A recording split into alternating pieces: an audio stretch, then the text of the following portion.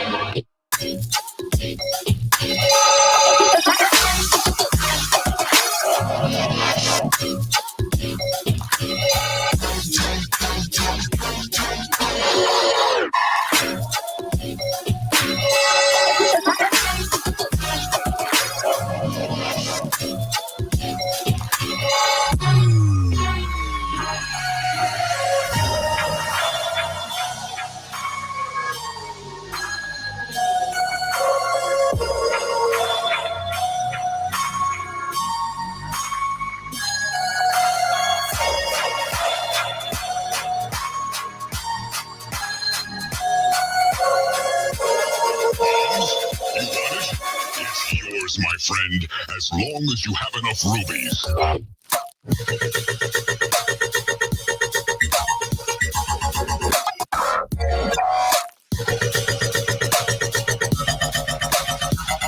One more time that goes.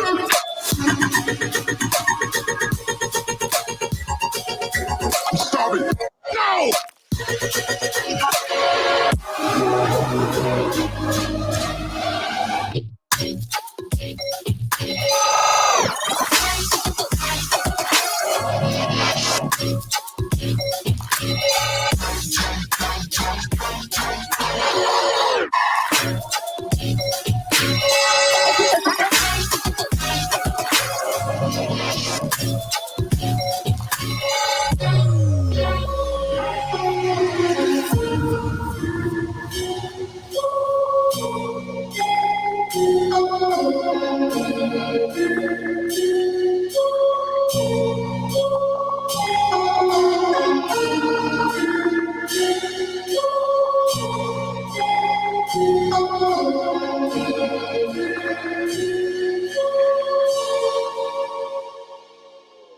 No!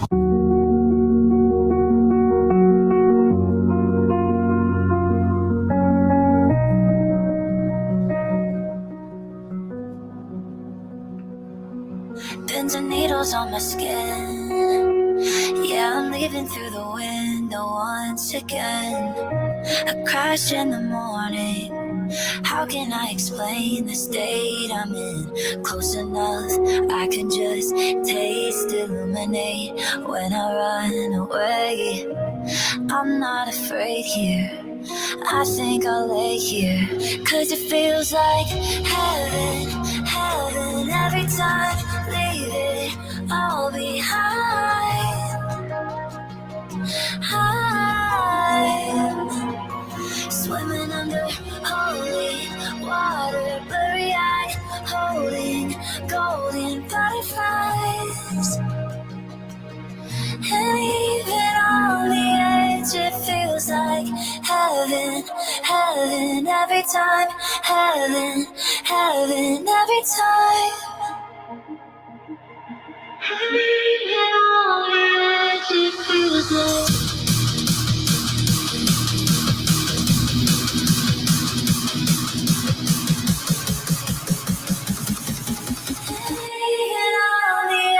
it feels like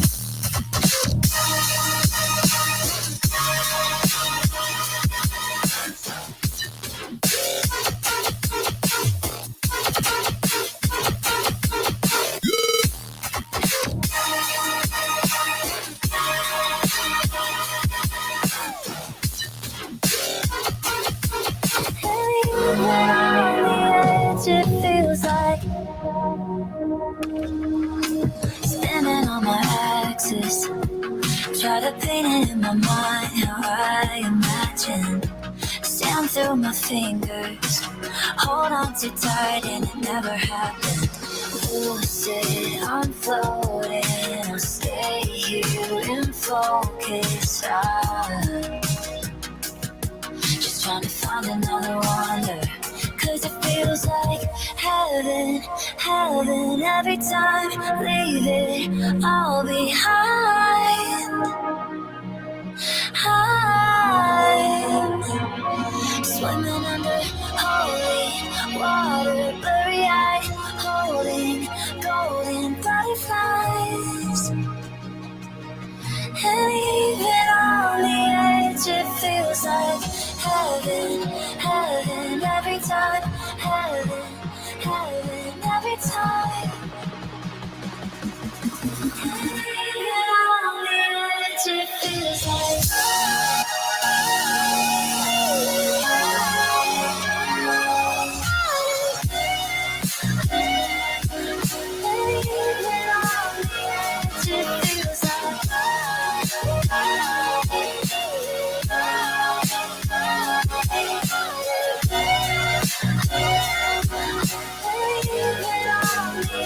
it feels like heaven, heaven. Every time, heaven, heaven. Every time.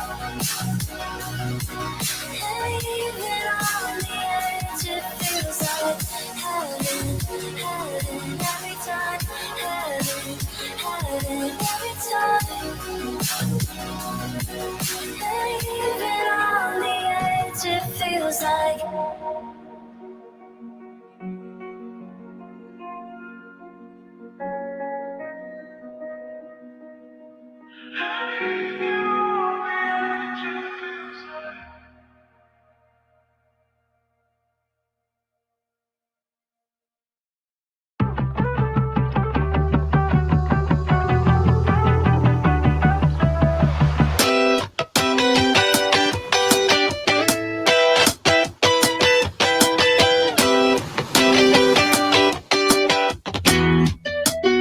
And what you did to me made me double take it right on my teeth. Had me burning in the 3rd degree.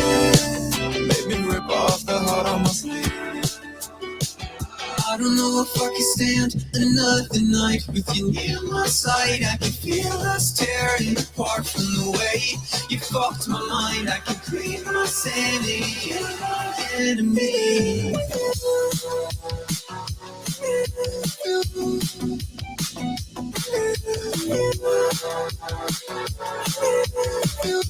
You're my enemy.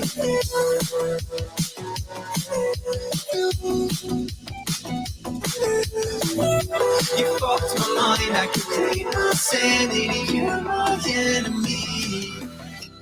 I feel like my life is passing me by. 40 years and 7 months of true crime. 100 days off the top of the house in real time. Follow me into water where we will find love. Made me double take it right on my teeth. Had me burning in the 3rd degree. Made me rip off the heart on my sleeve. I don't know if I can stand another night with you near my side. I can feel us tearing apart from the way you fucked my mind. I can breathe my sanity. You're my enemy.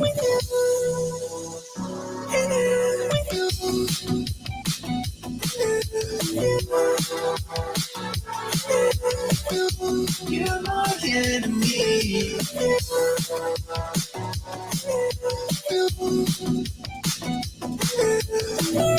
You fucked my mind, I can clean my sanity. You're my enemy. Then you were gone. I said I'm getting out. Fuck this town, I'm gone. I'm always on the run. It didn't go to plan. If it's the wrong move, you can shoot me where I fucking stand. Another night with you near my side. I can feel us tearing apart from the way you fucked my mind. I can breathe my sanity. You're my enemy.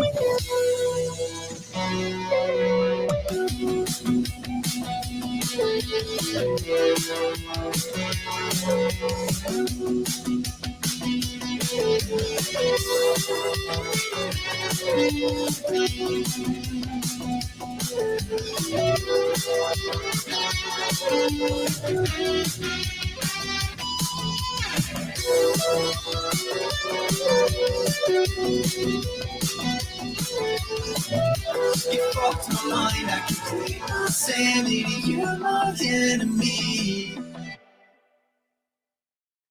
Whoa, damn. I don't know about you guys.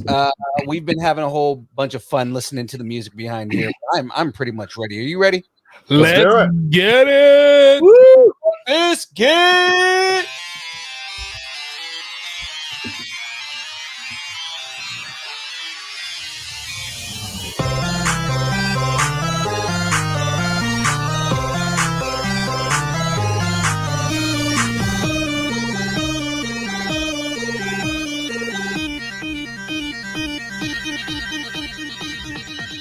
Distance nerding.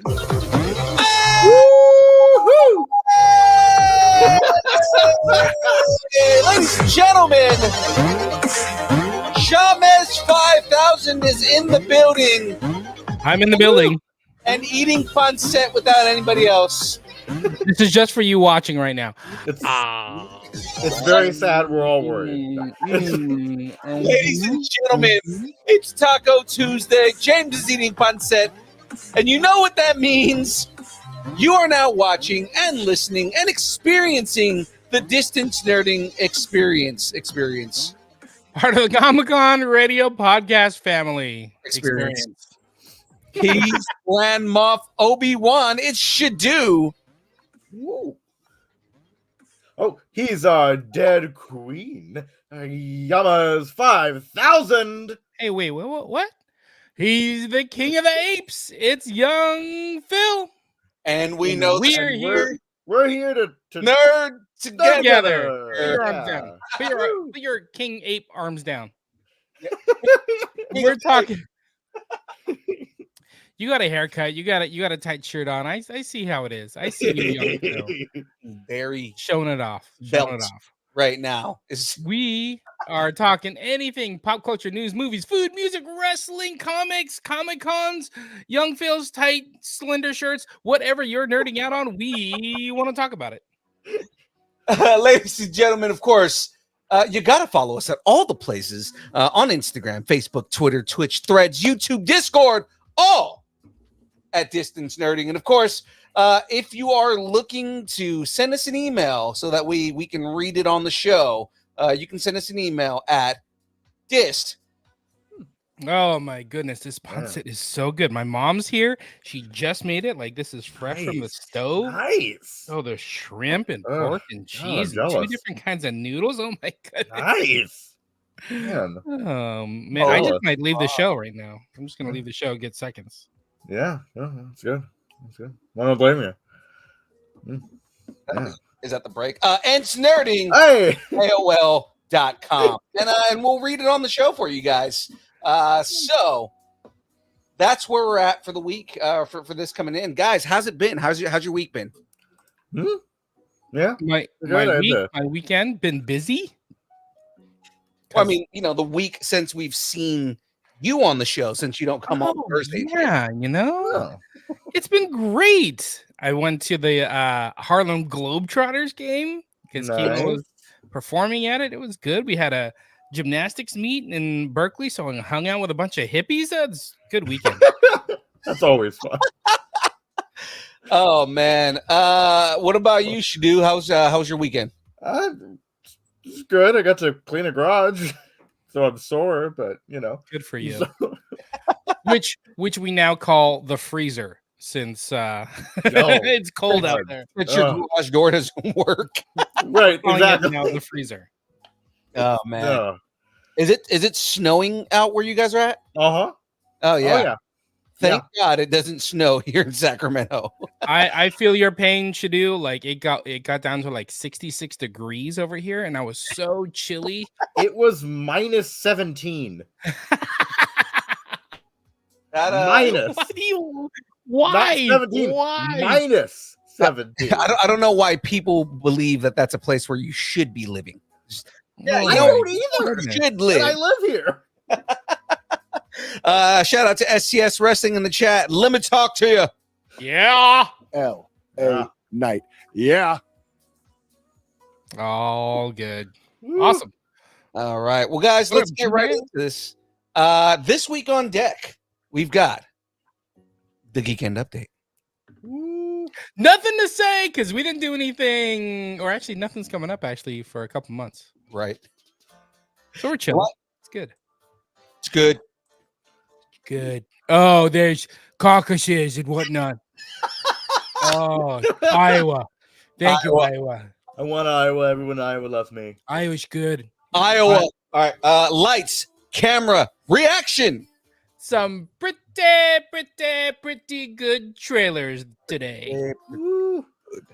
Some starting rumors. What if Obi-Wan joined the Empire? Bum bum bum bum ba-dum bum ba-dum. And of course, the download. Loki is updating the MCU timeline for us. Oh, this is good. Good. All right. It's going to be great. But of course, before we get into all of those things and all the fun stuff, but first, let me get a shout out. Shout out to Poddex. In fact, this episode is powered by Poddex. Poddex are unique interview questions and episode starting prompts in the palm of your hand if you have the app. If you are a new podcaster or an existing broadcaster or freezing your butt off in Oklahoma, looking to grow your audience or get more engagement because it's cold, level up with Poddex and check out poddex.com. Use code NERDING10 for 10% off your Poddex, your snow shovels, your snow blowers. Use that code at Poddex for all those things. Hand warmers? Does Poddex also have hand warmers? Or I'm pretty sure they do. I'm pretty sure there's those little Zippo ones. Oh yeah. Yeah. Nice. Just get the heat going there. And of course, ladies and gentlemen, if the show is brought to you by Poddex, you may be wondering what brings young Phil's boisterous energy. Ladies and gentlemen, it is Dubby. Yes, ladies and gentlemen, it's Dubby. Dubby's an emerging brand of energy drinks created to help. Well, I guess they're not emerging. They are a brand of energy drinks created to help. That's what I said last week. They're not emerging. That's kind of why I said it, right? Like brand of energy. They're here created to help focus, concentration, reaction time with no jitters or crash. Dubby contains no maltodextrin, no sugar, no fillers, no artificial colors or dyes. And guys, for those of you who are keto friendly, it might just be a little bit keto friendly. So guys, Dubby contains Neurofactor. It's a neurotropic derived from the coffee fruit. Neurofactor helps give your brain focus and clarity, while the 150 milligrams of caffeine and 3 essential B vitamins help you stay alert and energized. Find out more about Dubby at www.dubby.gg.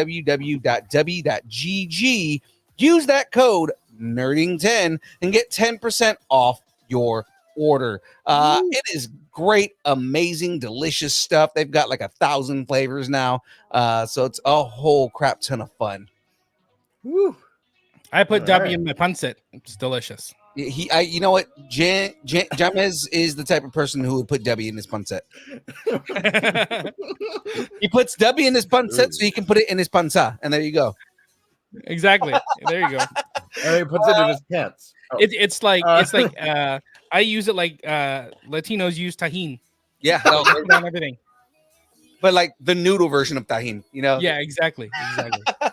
So guys, the flavors that I have here, I'm gonna go ahead and let you guys pick. I've got Dragonade, I've got Calio Cream, I've got let's see, Beach and Peach, I've got some Dub Sludge, I've got the Big Energy Tears, and of course my favorite, Push and Punch. What's the flavor combination you guys want me to do tonight? James, you want to pick one? I'll pick one. I was gonna say the beach one because okay, Shadoo's on here, and just so everybody's aware, Santa Claus is a bitch. So if this is your first time listening to our show and you don't know what the hell just happened, I'm never going to live that down. Go back. I'm never going ever. Go back and listen to the Christmas episode, and you will get context for why Santa Claus is in fact. I'm gonna work that into the intros next week. That's fine. Actually, the last of the beach. Plan. Ooh. There you go. All right, let's see. Let's do the sludge one. Dub Sludge. All right, let's get some Dub Sludge going here. Dub it up. Dub it up.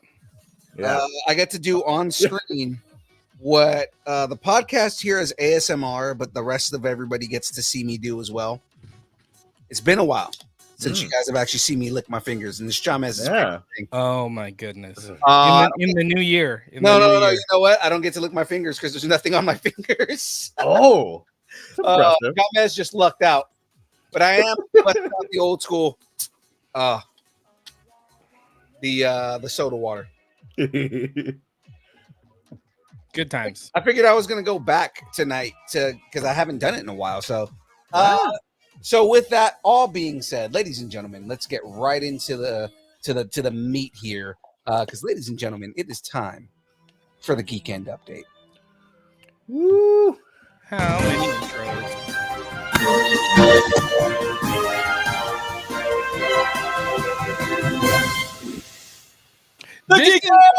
Okay, I'm sorry. Oh, geez. You got me. You totally got me. I know I did. Distance Nerding is on Comic-Con Radio. Listen to Distance Nerding and our second show, A Comic Conversation, via comiccon-radio.com. Look for the Distance Nerding podcast, even this episode, and a new comic conversation each week on comiccon-radio.com/podcast. I'll pop it in the chat because Shadu is not allowed to play with links. What? So... Look, it was one time. And I didn't know it would happen. One time, just 17 times in a row. But it was one incident, but 17 different links. But I it's thought all I'd pick the rock. we figured it out. It's like we got hacked by a Russian Russian bot. Yeah, it was good. It was good. Yes, I am SHDU. Oh. How do you should do? You know what would be funny is if like you look in the chat and it's Comic-Con Radio /Shadu. It's like you screwed up again.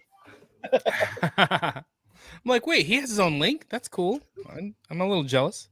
Linktree linktr.ee/Shadu. There we go. That needs to be a thing, by the way. If it's not a thing already, it needs to be a thing. It's 2024. It should be a thing. Yeah, Shadu, you need a Linktree. We're gonna do this. Okay. He's like, I don't know what the hell is going on right now. Like, why are you guys yelling at me? Well, with that, ladies and gentlemen, let's get into the next part here because it is now time for some lights, camera, reaction. Ooh. Quiet on the set. Can we please have quiet on the set? Shout outs to the Miz. Because until further notice, we're going to be using that until the graphics department comes up with something better. Oh, because you stole his thing. Okay. Yeah. So what's the first trailer we have up today, man? We have Back to Black. It's a biopic. Amy Winehouse. Do you remember Amy Winehouse? Oh, yeah, so man. Ooh. Sad day when, I mean, you know, it was a drug overdose, right? Mm-hmm. Mm-hmm. So, like, you know, It's a biopic on her. So I have a quick little synopsis. Hey, Wineopsis House synopsis. Synopsis. James is going to give us a synopsis. A magnetic voice, timeless music, a true icon, a celebration of her most iconic and much missed homegrown star of the 21st century. Back to Black tells the extraordinary tale of Amy Winehouse, painting a vivid, vibrant picture of the Camden streets she called home and capturing the struggles of her global fame. Back to Black honors Amy's artistry, wit, and honesty, as well as trying to understand her demons. An unflinching look at the modern celebrity machine and a powerful tribute to a once-in-a-generation talent. I loved her music. She was super talented, man. Yeah. She had a great voice. She was a great writer, you know, but I mean, she's afflicted by a lot of the things that a lot of artists in her position are, you know. Exactly. Some of the best artists are the most troubled, really. Right. I mean, you got to remember, like, a lot of people always bring it back to Nirvana, Kurt Cobain. Yeah, And Kurt Kurt Cobain, suffered from heavy depression. So I mean, like, it was crazy stuff. And it's she suffered from the curse of 27. Being somebody that talented. A lot of times some of the most talented people die at the age of 27. Mm-hmm. So she's part of the 27 club, unfortunately. All right, let's check it out. All right, yeah, let's do it. If I can find my mouse, there it goes. Hey. I mean, I'm interested in watching it, and Yeah. because again, I enjoyed Amy Winehouse as an artist. So just to kind of see the story, and it looks like they deal a lot with like the rise of Amy Winehouse. Yeah. I wonder if they get at all into kind of like what she suffered from, how she got into. I would think if you're covering the rise, you would cover how that affected her. Right. Yeah. So no, I'm curious about it. I don't know if I'm necessarily going to watch it. I've never been the biggest, like, I do adore her music. I just have never been the biggest, like, really big fan of her or whatever. Gotcha. Okay. So yeah, I'm into it. I will give this 8 beehive hairdos out of I was about to say 10 wine bottles, but that's probably bad taste. 10 wine houses. How about 10 wine houses? Should do. Say 8. Lord. 8 Lords of Leaping. Got it. She is British, so it's I were to say let's go 8 amazing hair and makeup. Okay. Out of You talking about me? Always talking about you, Jamez. That's I appreciate that. out of 10 Valeries. 10 Valeries. All right. Okay. Okay. Young Phil, with your new haircut, give it 9 fresh to death haircuts. 9 fresh stiff haircuts. I am gonna give this. Ooh, hold on, Eric Rees. I give that trailer 4 Mayas out of 5. Curse you, He-Man! Yeah, it was. Yes. That's coming. That's coming. We'll get there. We'll get there. Until we meet again. You boob. I'll get you, He-Man. What are you doing, you boob? Okay. You son of a bit. Oh, Finish your rating, you boob. Trying to. I give this 7.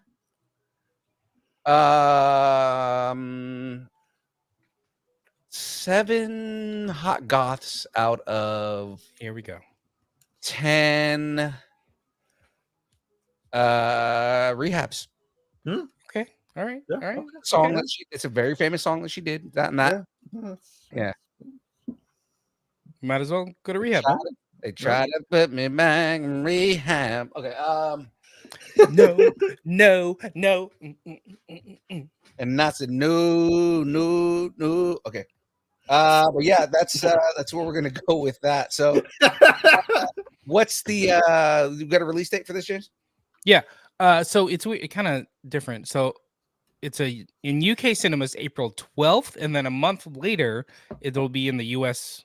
So like May 10th. So just about a month later. Cool. Yeah. Okay. All right. Get it out now because it's gonna affect every other rating you do. Get out your meows now. Yeah. Curse you, He-Man. Okay. let's move on to the next trailer. What do we got, James?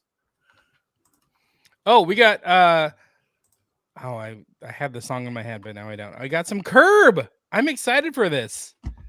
Curb Your Enthusiasm, season 12, the final season of Curb Your Enthusiasm. Money.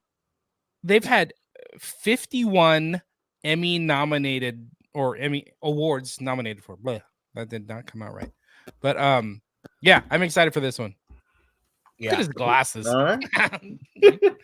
Oh, he's good. I'm ready. I'm ready for some Curb, man. All right. I love Larry David. Look at his hair. He looks like if He-Man and Skeletor had a baby, that it would be Larry God David. sakes. Look at him. Definitely Skeletor's hair. Okay, let's Or lack thereof. Neil Blomkamp movie. Oh, really? Yeah, that guy was in He looks familiar. he was like the main character in District 9. Oh, yeah. Okay. As soon as Yeah. you said District 9. Okay, that makes sense. Yeah. So the final season, season 12 of Curb Your Enthusiasm, is coming February 4th, 2024. That's exciting. A day after my birthday. Day Nice. after my wife Jenny's birthday. Thank you for mentioning that. That's right. Jenny and I share a birthday together. So I just got to make And- sure I don't mix up your birthday presents. It's you know, 2 'cause- days before mine. Oh, There you go. look at you. Oh. James is a royal boob. Yeah, A royal boob. royal boob. All right. Okay. Get all your boobs and yas in now. Yeah. Yeah, Yeah. And So we gotta read it. We gotta read it. Curb Your Yes, yes. Enthusiasm. The trailer. I'm super excited. Big fan. 10 pretty goods out of 10 cat glasses, because those were interesting. There's a story behind those. absolutely. Shadu, what do you give it? I'm going to say 9. I have not seen this show, but I really need to. Out of 10, I do love Larry David. Yeah. I do. Shidu, did you watch Seinfeld back in the day? Nope. Nope. I don't think I was old enough or Or alive? alive. You boob? You were probably on a boob. No, I really don't think I was. You might have been on a boob. So Seinfeld, Larry David was. Oh, like I the was no. I was long No. time for being born. He wasn't even sperm yet. Okay. I was not. I was not Slow. an idea in the head of anyone. Like no one was even thinking that I might exist at some point. Yeah, remember Shadu was born in 2003. 2003. I Yeah. was not an iota. I was not a synapse in anyone's brain. Because Seinfeld. My atoms had not formed yet. Oh, So you've never not had internet. yeah. Oh, No, but I don't remember properly having internet for a little while. So, I'm just trying to think like. oh yeah, That's amazing to me. Like you've never not had internet. yep, That's crazy. yeah. It's You young whippersnappers. Jay Wong says he sees George or Kramer making an appearance. That's a really good point. Final season, I could definitely see that happening. Has Jerry ever made an appearance?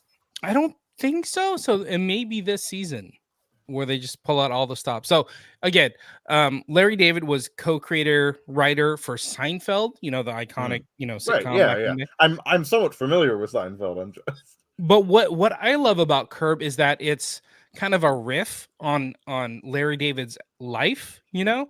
Mhm. But what's fun is you get all that Seinfeld humor in it, but there's a ton of improvisation. So he gives the cast like an outline of what the script is, but then after that, it's all banter in between them, and all the jokes that happen are all just on the fly and a lot of improv. So it's kind of a fun show seeing that happen and seeing that work. I'm sorry. The chat has devolved. It's not. It is. Oh no. No, it's great is. because Jamez, like a couple of weeks ago when Jamez was still gone, you know, the chat was like, you know, chanting Jamez, and it became this big thing in the chat where it's like, we want Jamez needs to come back and all this other stuff. And now it seems like everything is Shadu's, like jokes about how young Shadu is. I don't even think Shadu is allowed to read the chat right now because it's gonna get graphic. Well, I am Not till February. I am going to be 21 in 2 months. Not till Less February than. 6th. And February 6th, he's allowed to read the chat. But So don't look at this chat right now. I am not innocent. Next month.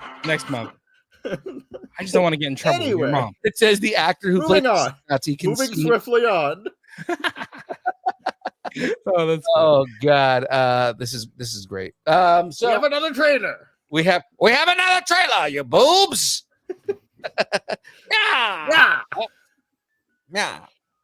All right. Did we all give this a rating? I don't think I gave it a rating. I'm gonna go. Curb. I give this 9 adult versions of a show about nothing out of 10 adult shows about nothing. That's solid. Sure, that works. That completely makes sense. Gotcha. Oh man. All right. So let's get into this next trailer because I know I'm excited for this. I'm sure Stop talking boob and play the trailer. is excited for this. Jamez, I need your introduction, jackass. Netflix has dropped a new trailer for Kevin Smith's Masters of the Universe animated series. The series continues the epic tale following He-Man and Skeletor as they battle for all of Eternia. Yay. All right. By the way, I love this. I love how Kevin Smith has taken what I loved as a child, that he loved as a child, and he's like modernizing it for adults. So I think that's awesome. He's not a boob. The internet would disagree, but I don't agree with the internet because No. this show is freaking amazing. I held out to watch this trailer so that I could watch it with you guys tonight. So let's All right. Oh, check that's awesome. I've watched it 10 times already. But go ahead. Go ahead. I haven't seen it yet because I didn't know it was out. So I will probably watch it 1,000 times after this, though. So I'm excited. He takes character concepts that are a part of the universe, but were never in the original cartoon, right? So, like, you had a whole bunch of toys that never made it to the show, right? Which he teased last season because Mossman technically was never actually on the show. But they made him a major character, being played by the character who voiced Skeletor in the original series. Oh, that's right. That's right. Right. A lot of people were pissed about that because they were like, he could have just played Skeletor, which he actually says straight up in an interview. The way that this show goes, I don't think I would have been able to pull the character off correctly. I would have rather it been done the way that it was, and I was honored that they gave me a character in the first place. Right. So I mean, Awesome. he made a big deal about it. He was saying that it's a much more mature show, but it's also really well done. And you know what? Here's the thing. Say Wong in the chat saying, I bet there's going to be another bait and switch. Technically, there wasn't a bait and switch. Netflix decided to break up the show because Kevin Smith has said multiple times that show was never meant to be broken up. The way that they had set it up, he thought it was all going to be dropped at the same time. So it wasn't really a bait and switch. Really, what it was he was trying to create a cliffhanger to go to the next episode, and Netflix was like, "Oh, well, this is a good place to break it up, and we're going to break up the series." And stop it right here.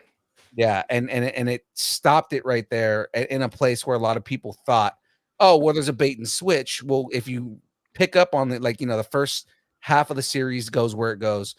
Second half in the next episode immediately answers the question from the first part, where it's like, oh, okay, you think it's going to be a story and it goes in an entirely different way.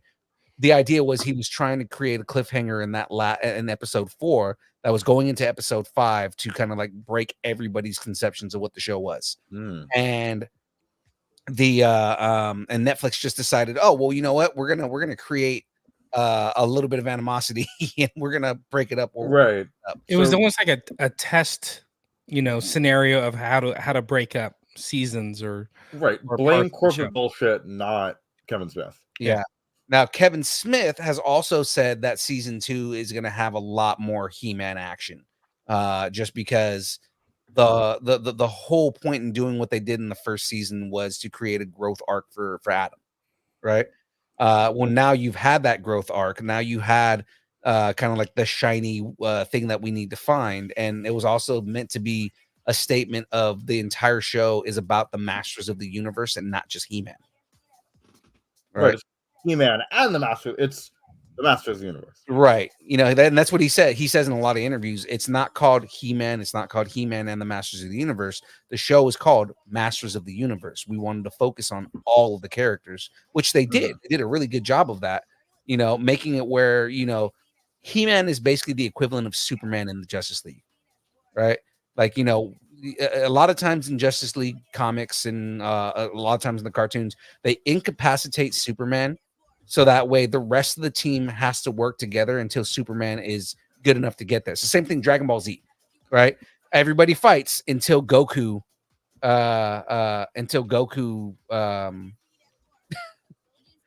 is strong enough right? So, I mean, that's kind of the idea was they were trying to create like, okay, the entire team needs to work together in order to hold off Skeletor until He-Man shows back up, right? And they did a really good job of that. They did a really good job of answering questions that never got answered in the original show. But now it's like you're going beyond that because now we have, they ended it with Hordak, right? Hordak is a character that we know lives in that universe, but never officially was a part of He-Man. They did it in the reboot of the show in the early 2000s, where Hordak became the main villain. But they this series is actually supposed to be canon from the original show, right? So now they're officially making Hordak a villain, and this whole thing, like the way that they're doing everything's like we're getting Hordak as kind of the big bad, and you see that they have the techno version of Skeletor, right? So it's kind of cool that we're getting a different version of Skeletor. Like we got a different version of Skeletor in last season too. These jokes are getting crazy. Oh, that's good. That's good. Eugene, dude, I have underwear older than you do. I was just thinking, I'm like, I probably have a old joke, I could be should use dad joke, but like, I just noticed that my mustache is not coming in as well as Shadoo's mustache, so I could not be his dad. Oh, that is not good. My father has a full beard, so Yeah. I was gonna say you're also not Scottish enough to be his dad. Irish. Both Ratings. I there's a good chance the beard, not Graveyard, but the beard, maybe Shadoo's father. Yeah, I do have these weird markings, like these weird tattoos on my neck, so I feel like it may have been like a Trill situation or something. But there you go. Now the jokes in the chat are going into how old is Eric? Okay, Shadoo. Masters of the Universe. I assume you didn't play with the toys when you were young. I did Did you not. watch season one? Toys didn't exist when No, though I didn't know it was happening, so that was why. I would, and I probably will. And This is a fun, like adult-ish version of like a cartoon or something you would have watched, afternoon cartoons. Right. Oh, snap, Dan Price in the chat. What's up, Dan? Woo! We interviewed Dan? him on the build a couple months ago. Oh, that's awesome. What up, You Dan? don't know what you stumbled into. Dan, are you Shadoo's dad? All right, Shadoo. Dan rate does it. Dan does write comics about Sasquatch, so I mean there is a good chance. Oh, that's so good. All right. So I am giving it 10. I'll get you, He-Man. Out of 10, I have the power. Oh, Yes. That's pretty good. Jamez, what is your rating? I loved this show, and I didn't care about the breakup of it. So I'll give this 10 power swords out of 10 you boobs. Out of I'm also gonna give this 10 Power Swords. Oh, Mhm, 8-bit nice. Power Swords. I have the power out of 10 until we meet again. Solid. When do you think this is coming out? This is I know when Netflix. it's coming out. Oh, okay. I was gonna say it's one of those things where like I love how Netflix drops a trailer, gets you hyped, and instead of you having to wait like months, it's like right around the corner. So this is coming out January 25th. So we're like 9 days away. It's still too long away. I want it to come out tomorrow. I appreciate that, Netflix. Yes, we appreciate you, our benevolent corporate overlords. Oh, Just don't break up the season anymore. No, they're going to because I'm pretty sure. I'm pretty sure this time around, Kev probably knows. It was like, okay, so they did it last season, so he probably wrote it this time like in a way where it's like, okay, now I know that Netflix is gonna break up my season, so let me write it in a way where the cliffhanger isn't gonna piss people off.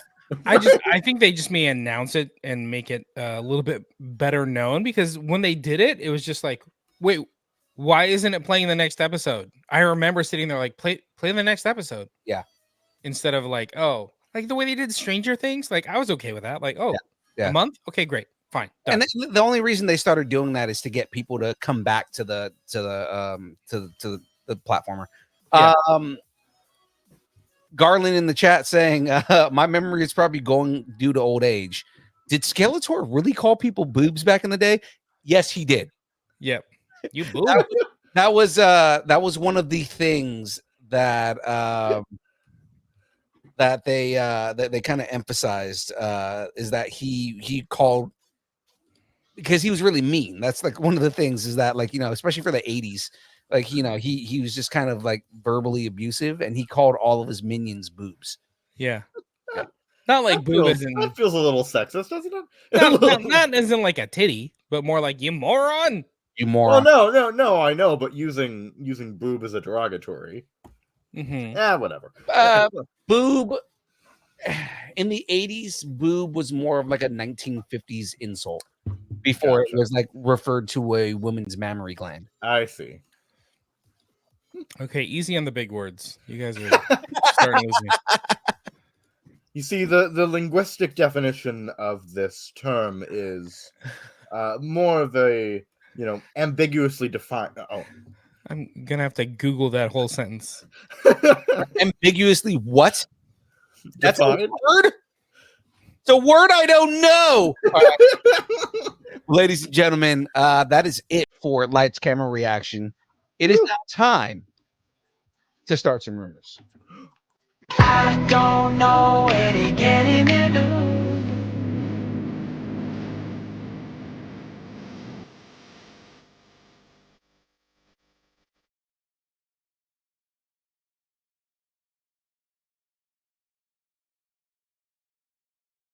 Woo! Does it All right. slow down at the end? I feel like it slows down at the end. It doesn't Music? slow down. The music just fades out. Oh, I'm And tripping. there's a beat drop. Yeah, it's like music normally does. There you go. Oh, transitions and whatnot. Oh, engineering. Hey! That's not my suit. That's not my strong suit. Okay. What's better than a Baby Yoda? How about a trilogy of Baby Yoda? Woo!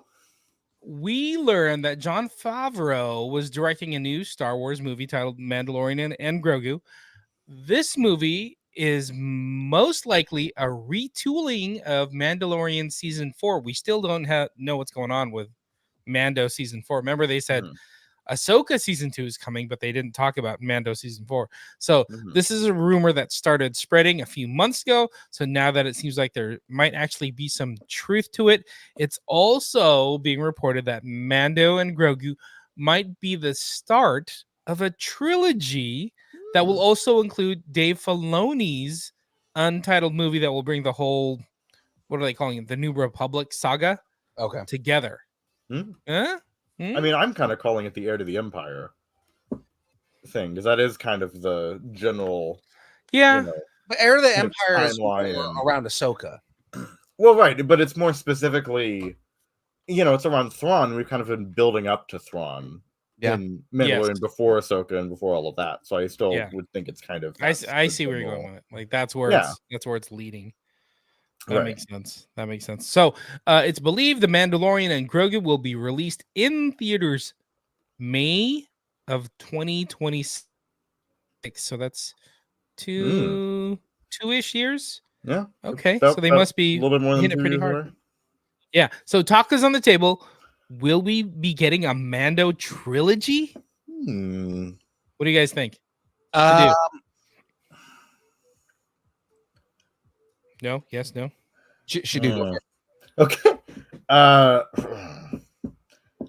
My thing is that I felt like what would have been better for them to do, and I understand there's of course a financial and kind of a monetary incentive here, is to just have all the series and then the big thing you're building up to is a movie. So I do think it's interesting that they're making season 4 a movie, if that is in fact what's happening. So I would think that if you were going to do one movie, I guess it would still be a build-up. So I could see it being a trilogy. I was almost thinking, oh, it's this, and then oh look, there's a Mandalorian movie. Okay, this, then series, and Heir to the Empire or Last Command or whatever you want to call it, right? Mhm. So I don't see the point of making it a trilogy unless you're going to call it a trilogy. It's actually going to be, here's the Mandalorian movie, here's the like Ahsoka movie, or there's like a Book of Boba Fett movie or something, and then you get the Thrawn one, right? So I don't see a reason to do it unless it's a very loose trilogy that is only connected by, oh look, Mandalorian's here, oh look, Ahsoka's in this one or whatever, right? So I don't know. I am going to say my Beskar tortillas made out of yellow and red travel biscuit tacos. Oh, here we go. Are off the table. Oh, okay. Shocking twist there at the end. I like that. Young Phil, what are you thinking? Well, my marinated bantha tacos are on the table. And here's why. Bob Iger. Yeah, no. 100%. Bob Iger has said already that he feels like the wrong move was to go into shows since he took back over. He doesn't think that the streamers are making them enough money. So his whole thing is he wants to put movies in theaters so that way he can, kind of make more money off of the series. He has made it clear that he wants to take the focus off a series and start focusing more on movies again. So I think what happened is he is taking Filoni's season 4 and saying, okay, do that, but make it 3 movies instead. Make it a trilogy instead. And I think that's what Iger is doing. Is Iger, even though Filoni has the creative freedom, Iger is basically saying, I want you to maximize my profits, which we all know when Iger is on point, he comes up with the sequel trilogy. So that's exactly, that's the whole thing. Again, everybody likes to give JJ Abrams all the crap in the world, but it is well known at this point that Last Jedi Rise of Skywalker was purely a Bob Iger decision. Yep. Iger said straight up, well, we don't know what to do with the villain anymore. Just bring Palpatine back. Everybody loves Palpatine. Right. And JJ Abrams was forced to shoehorn Palpatine into the movie. Exactly. And it shows. Yeah. So JJ Abrams basically there's a lot that he has said that he regrets about that series. One, not staying on with the entire series in order to make sure everything was smooth, because obviously Rian Johnson decided he was going to throw out JJ Abrams' Bible and destroy all the storylines that he was writing, which, I mean, that's his fault for walking away. I mean, if he would have directed all 3, then he would have got the cohesive story that he wanted. So are you saying trilogy or no trilogy for I'm Mando? saying trilogy. I'm saying it's going to be a trilogy because Bob Iger is going to make it so. Because money. Because money.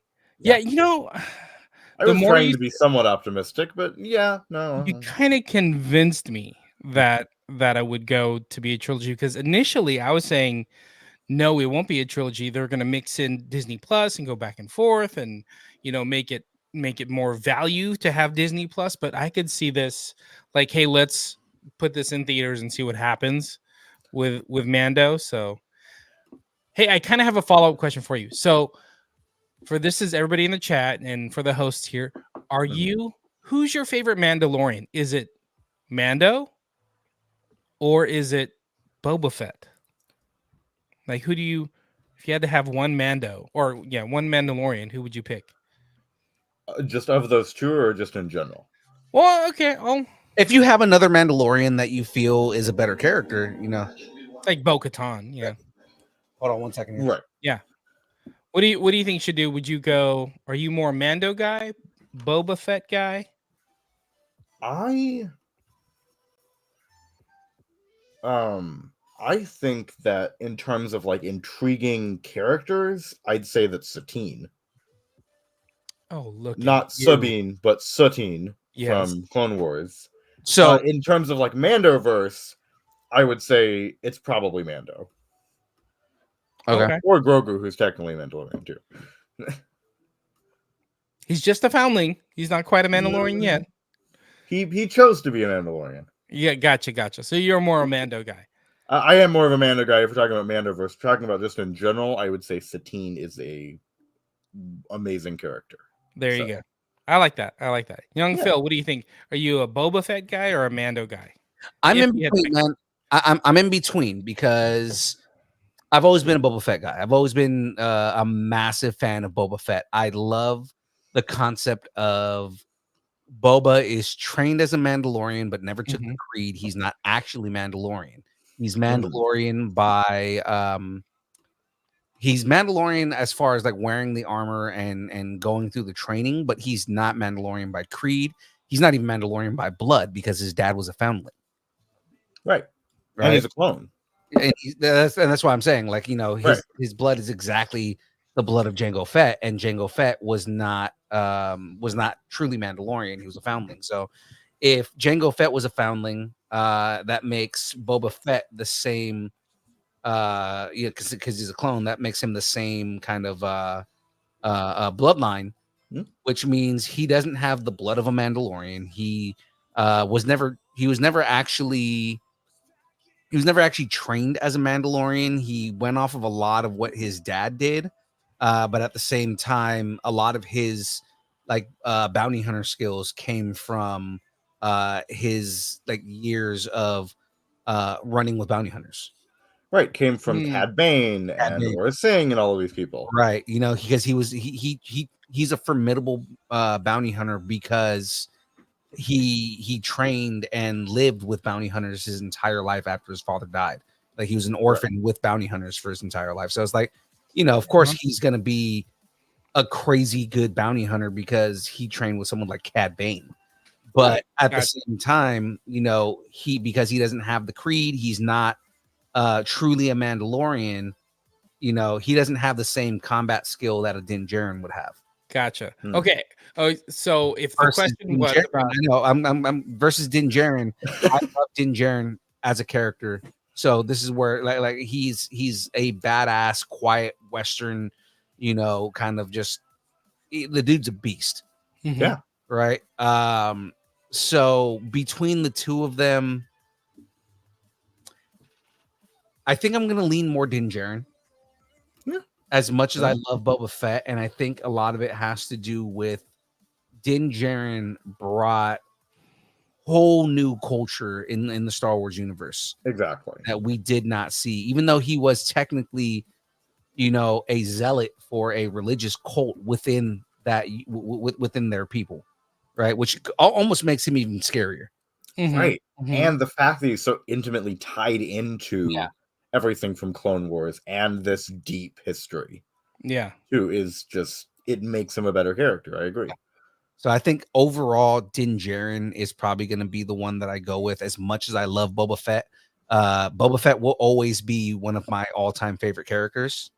Especially like making canon a lot of things that were taken out of the canon, like the way he got out of the Sarlacc. Right. You know, kind of. I love the addition of him training with the Sand People to make him an even more formidable Yes. warrior. Yeah. No, that was my favorite part of the series was Yeah. all of the depth that it gave the Tuskens and all of that. Yeah. So, You know, like Right. I feel like Boba Fett is a much more rich character than he was before. mhm. As much as everybody hated him and hated that series, there was a lot of good that came out of it. Yeah. I didn't hate it. Yeah, but I ultimately go with Din Djarin because Din Djarin is what we thought Boba Fett was. Mhm. Right. Exactly. You know, when we started this conversation, automatically my mind said Boba. Mhm. Like the more I thought about it, like I love that. You know, we all kind of watched Mando. We had a shared experience with Mando, Absolutely. Mhm. and Yeah. that's probably what makes me more drawn to the Mandalorian, to Din Djarin. But like, you know, Boba Fett, you know, there's the mystery for how many years around this guy, and he's so punk rock. You know, he had like Right. And 6 it's lines or something, you know, from Empire. It's so Yeah. interesting. it's And then this fast forward, and what Tamora did with him, you know, with kind of dad bod Boba Fett, you know what I'm saying? Like Mhm. now I feel like I can cosplay in my 40 plus age, you know. I mean, I can give me some dad bod Boba Fett and I can cosplay. I can relate to dad bod Boba Fett, you know what I mean? Yeah. Hey, Dad Boba Fett. there, Yeah. Boba Fett. There are two characters that Jamez can cosplay as. He can cosplay as Dad Boba Fett. Yep. And he can cosplay as Brothor. Mm. Bro Thor. Yeah, I can cosplay as Bro Thor. Though I do have a also- Grogu, onesie, so I can go back and forth. You know what I mean? I can do it. all. Also, technically, Boba Fett's not a Mandalorian, so Din Djarin's the only one. That's If we get really into that, actually no. right? We get into that because him and Bo-Katan got into that, right? Where she was because he was wearing the armor, but it's like, yeah, here's my chain code. Technically, it is my armor, and she's like, "Fuck, we can't take it from him because it is his father's armor, and his father is a Mandalorian." Right, and he is literally his father. So is Boba Fett more Mandalorian than the Mandalorian? No, because again, his dad was a foundling too. Just in different ways. Yeah. I get it. Right. Django and Din Djarin are on the same playing field. They're on the same level. There Yeah. you go. Exactly. Because Jango Fett was a foundling. He was Mandalorian by creed. Din Djarin obviously is the Mandalorian by creed. But Boba had partial training from his father as well as training from various different bounty hunters across his life. Yeah. Right. So Boba didn't embrace the culture, whereas Din did. right. But the way Boba Fett, dad bod Boba Fett, with his like samurai code of conduct and like rules to live by, that kind of makes him a little bit more Mandalorian than what we got previously. Right. Because I definitely think we're seeing Mandalorians more as like Ronins. Yeah. Yes. His moral code definitely makes him a much more compelling character because Yes. he has a different moral code than your Mhm. average Mandalorian. And Right. that makes him that much more compelling. Exactly. I do need more Boba storyline. Like I need to know what happens with Boba and the whole taking over the Jabba palace and I whatnot. need more knee rocket. Exactly. It needs Exactly. more knee rocket. Okay, I got a fever. I got a fever. The only cure is more knee rockets. All right. Well, we spent like 20 minutes on this one. Okay, so- sorry. Go ahead. My bad. No, please. So, what if Hmm? you were in a galaxy far, far away? Ooh, Is Lucasfilm developing its own What If inspired Star Wars series? What If director and executive producer Brian Andrews revealed that he wanted to do a Star Wars and Marvel crossover, but Marvel Studios turned down that request. So, will we get what if Star Wars? Okay, I'm gonna chime in here. As I, like, if Star Wars Visions wasn't a thing, I would 100% say tacos are off the table. We will not get a what if Star Wars, but Star Wars Visions and it not being canonical to the, the bigger Star Wars universe did so well and is so beloved by everybody that my tacos are on the table that we will be getting some kind of Star Wars what if could happen, world between worlds type thing. I think it could definitely happen. Yeah, I 100% agree on that. I think that it's not going to obviously be what if. I mean, they're saying it's a what if inspired Star Wars series. I like the idea of it being like a spin-off of Visions. But I think it'll be called like Dank Ferrick. What the hell's going on? Ferrick. But I mean, like, ultimately, I think what they're going to end up doing is doing something along those lines, right? Where it is alternate storylines. I also like, John Mez, I like your idea of it being like something that is involved with the world between worlds, right? Where it's like, here are alternate timelines that could have happened or exist in another world, right? And things like that. The worlds that existed in another timeline. And I like the idea of that, right? Like, what if Obi-Wan turned to the dark side? What if Obi-Wan was the Grand Inquisitor, right? Right. What if Luke joined the Imperial Academy, right? Yeah. These questions that everybody in the Star Wars community asks, like, hey, exactly that. Like, what if Luke joined the Imperial Academy? What if Han stayed on as an Imperial TIE fighter pilot? Right. What if you see like the picture right here? Yeah. What if Qui-Gon didn't die? What if Qui-Gon didn't die? I like that one too. We already know what if Darth Maul survived, because that ended. He did. What if Darth Maul died? Darth Maul actually died. But I also like the idea of, at some point down the road, we could take the legacy Star Wars stories and make those what if stories. So then now, I was just thinking that. Yeah. What if Han and Leia had twins?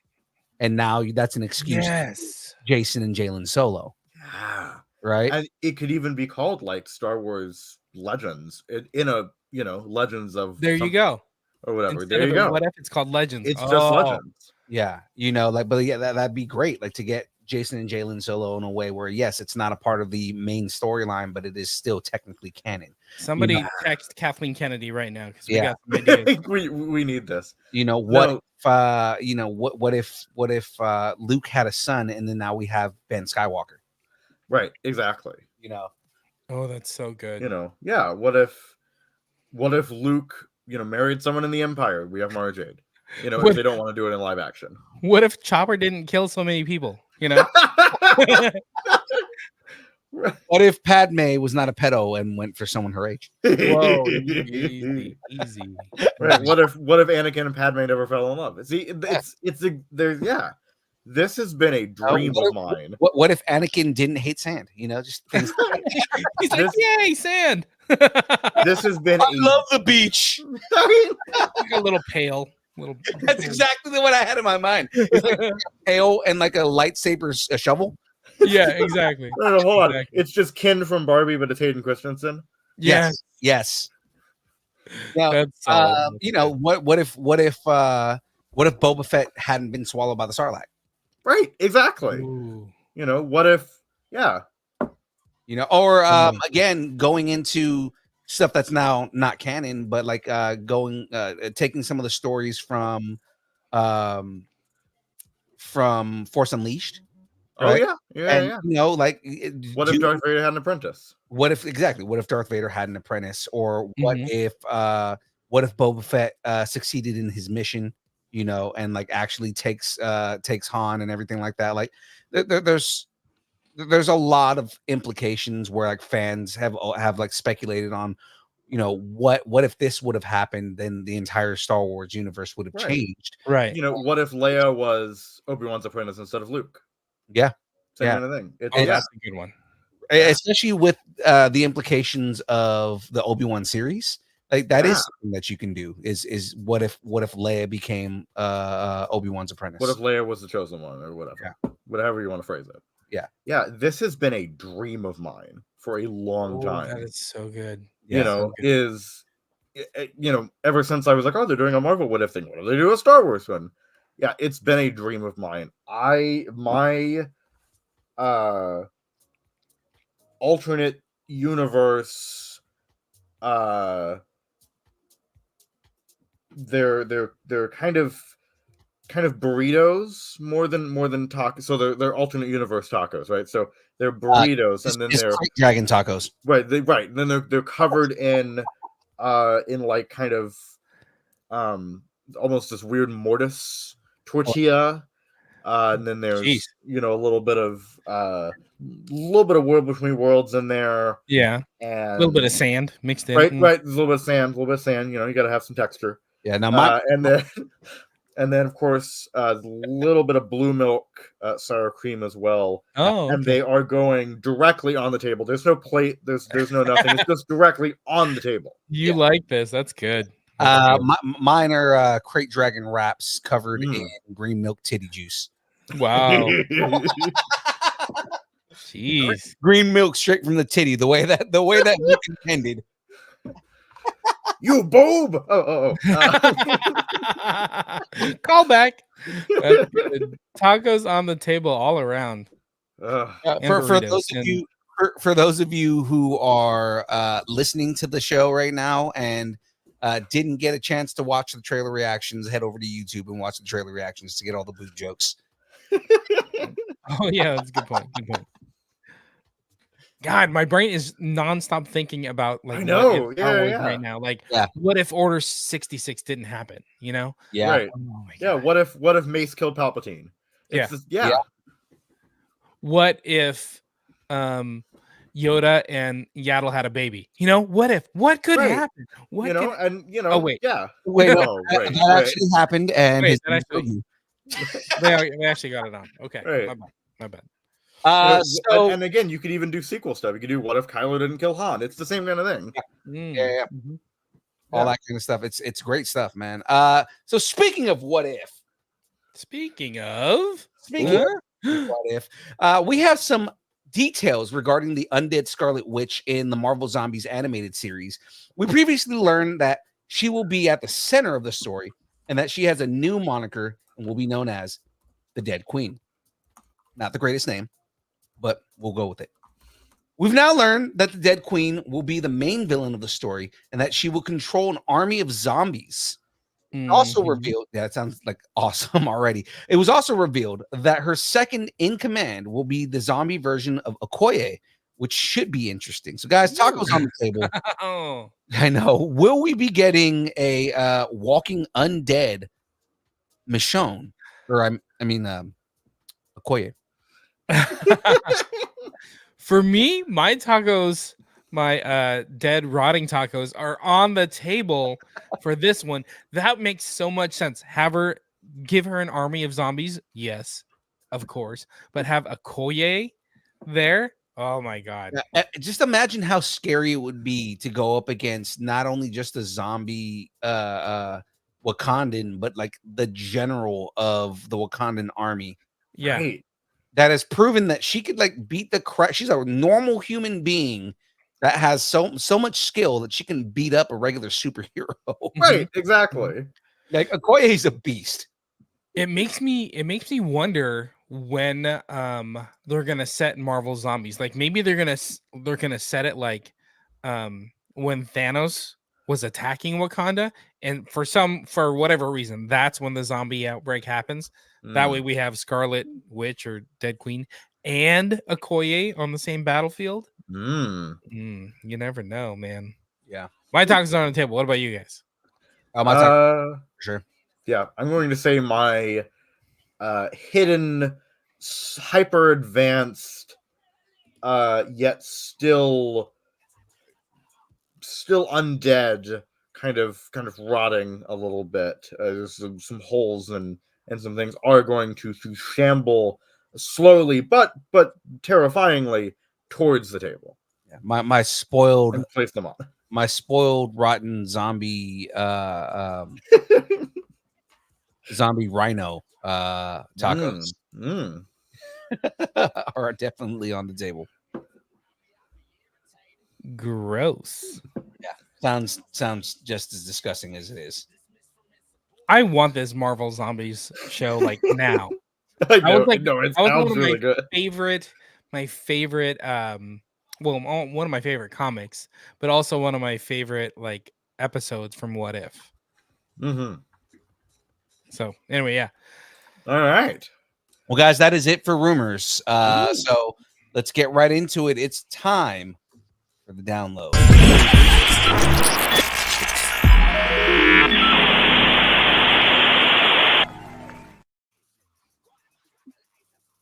It's such a clean intro. It's great. Yeah, I messed up and didn't actually play the video at the beginning of the show, and I realized that I got to write that into the script. We don't have a script. Oh yeah, no, we do this off the top of the head. There you go. So, ladies and gentlemen, always remember, check out the Distance Nerdington post for more news, all the trailers, reactions, and let us know what you're nerding out on, because this week we've got the news boosh and everything going on. So let's talk about this, guys. Let's get primal with all of the stuff that we have going on. Primal. Let's get primal. Yeah. Director Wes Ball's Kingdom of the Planet of the Apes has gotten a new release date. Kingdom of the oh god, I didn't know the synopsis. So actually, James, you want to intro it? You mean you got a Kingdom of the Opsis? Hey, with the monkeys, Planet of the Sin Ape synopsis. Do it. I like that. Okay. Synapsis. Kingdom of the Opsis. Hey, we're the monkeys. Planet of the Sin Apes. Synopsis. Woo!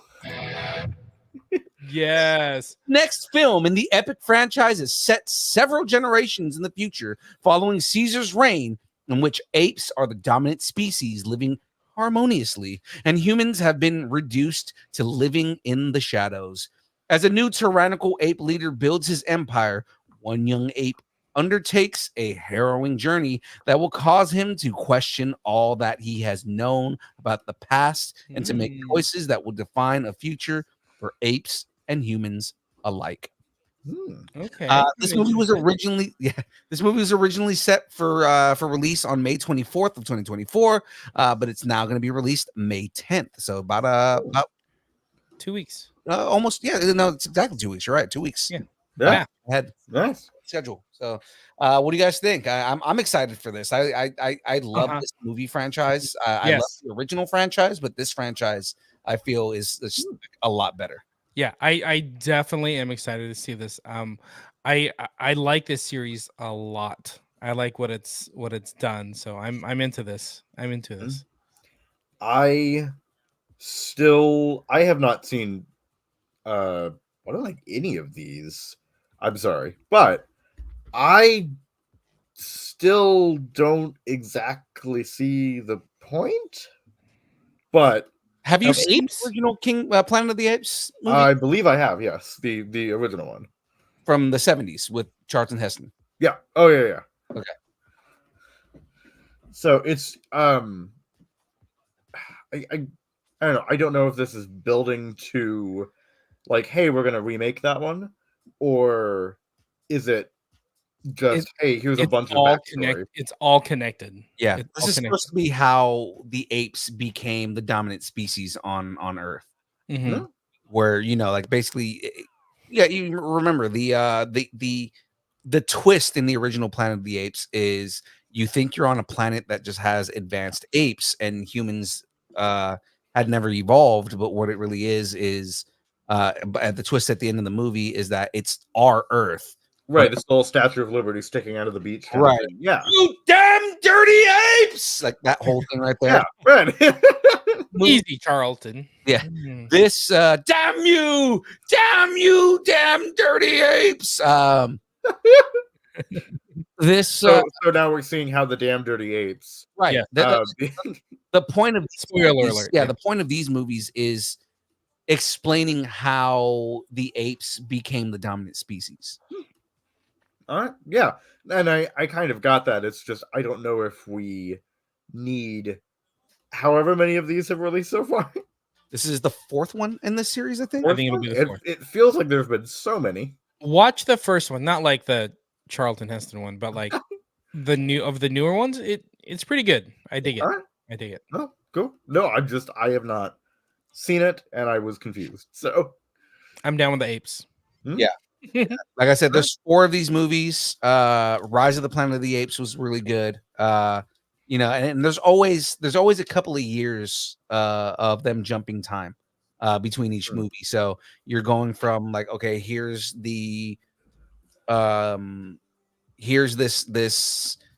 vaccine that they basically created that was meant to help human beings become more advanced, but ended up regressing them, but made the apes smarter. Was Mark Wahlberg in one of these? Mark Wahlberg was in the first attempt at a remake. Oh, I see. Which actually it's amazing. You're talking ape. They that movie Your apes that can talk. Okay. this movie is almost like a spawn from those movies. From that movie. Say hi to your mother ape for me. Yeah. Because that these movies, Caesar was mentioned in that movie, but they never like really went on about it. And that's kind of, they took that concept of Caesar the first ape and made him the main character in these movies. Your Right. name's Caesar? That's my favorite kind of salad. Okay. We're excited for this. Go check out the first one. If you haven't seen it, go check it out. Should do. Yeah, and I do wonder if and again I haven't seen them, so I don't know, and I will at some point. I do wonder if they are building at some point to a like modern remake, or maybe a kind of a remake where it's from the perspective of the apes as opposed to the humans. Yeah. And the other thing is Andy Serkis plays Caesar in all these movies. So yeah. It's I love Andy Serkis's And so I'd watch it just for him. Yeah. So, I love all of his mocap work, but just the way he plays the character, the way he plays Caesar is captivating. So awesome. Cool. All right. Let's keep it going. All right. You know you're a bad boy when you're too confrontational to play Dennis Rodman. Ugh. Jonathan Majors has been fired from the film 48 Hours in Vegas, in which he was going to play Dennis Rodman. Majors was fired following his guilty verdict and that recent interview he gave after he was also dropped by Marvel Studios. Wow. The movie was initially set up at Lionsgate, who no longer is involved. Oh my gosh. Can't believe that. I do have a pseudo bad boy synopsis.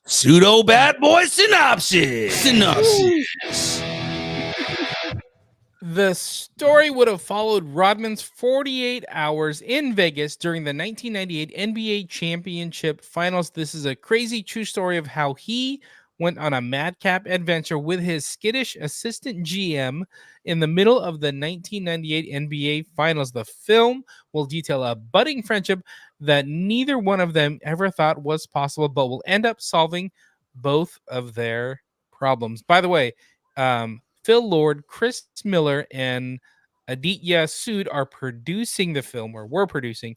I hope this film still gets made. We don't have any more information on if they have a replacement, if it's still going to happen, but I want to see this film.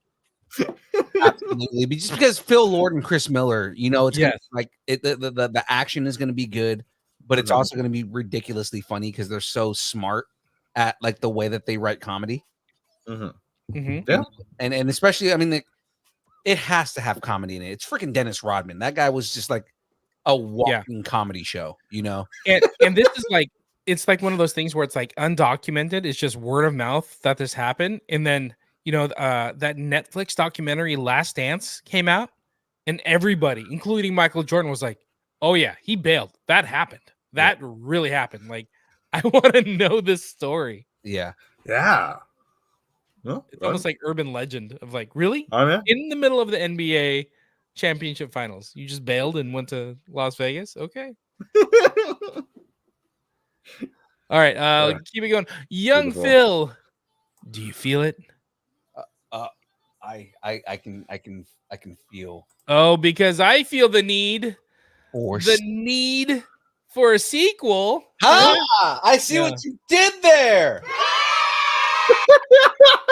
Hold on to your beach volleyball. Top Gun 3 is in development after Top Gun Maverick was such a massive hit for Paramount Pictures. The studio and the creative team are hoping to capture that money-making magic again. So Tom Cruise is set to return to the franchise, and according to the report, he'll be joined by Maverick's Miles Teller and Glenn Powell, as well as producers Jerry Bruckheimer and David Ellison. Okay. Huh?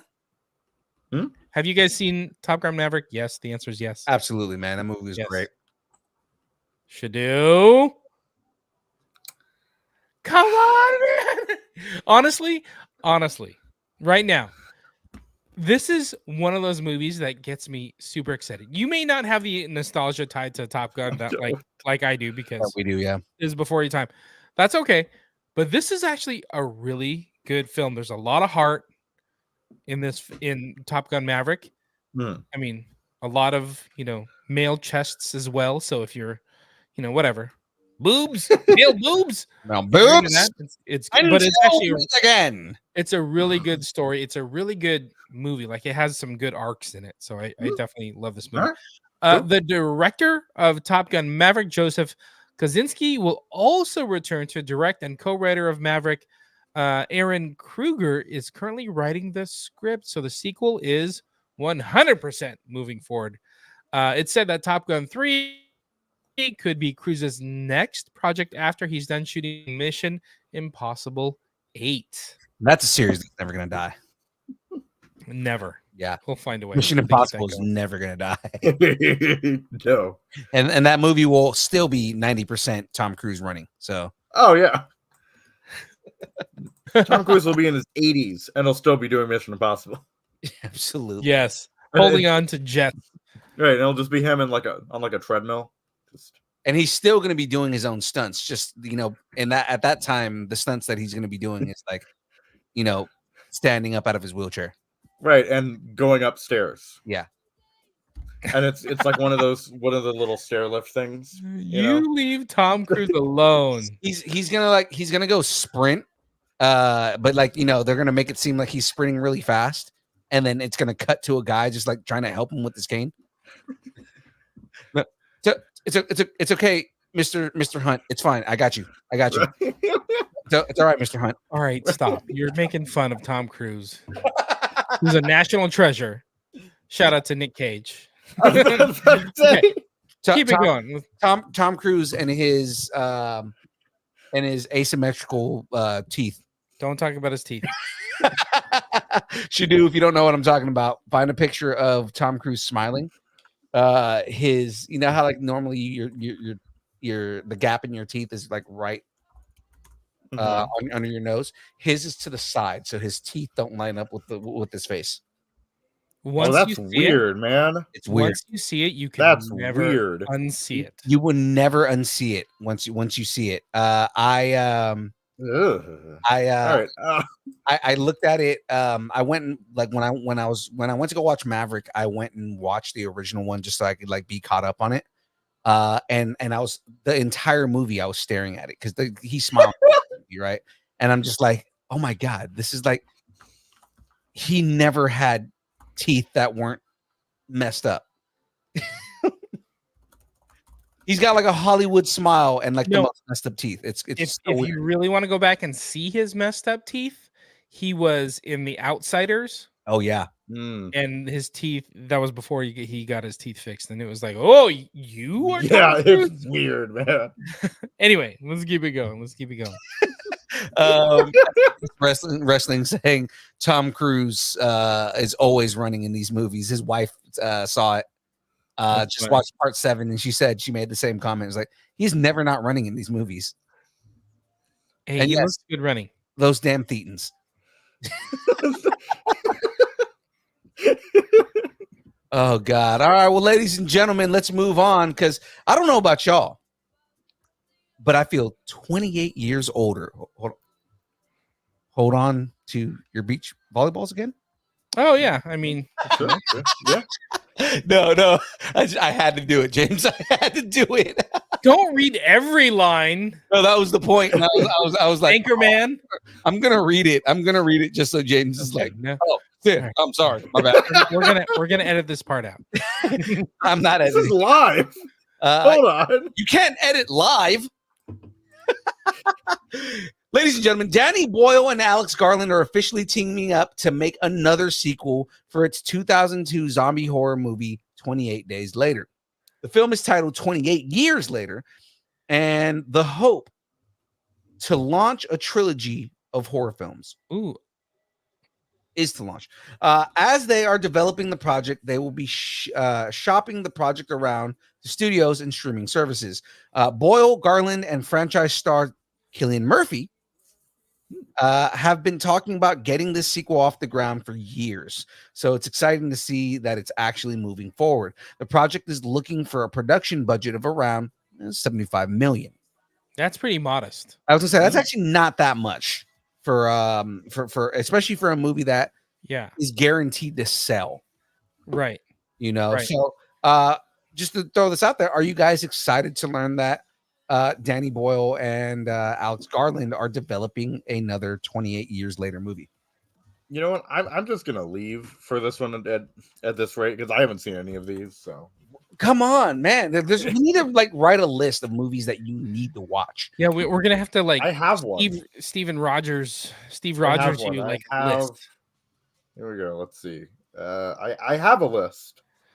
We may this, ground I have you this. from I have a list Oh, here wow. of. Yep, So add 28 days and 28 weeks later. I believe it's already there.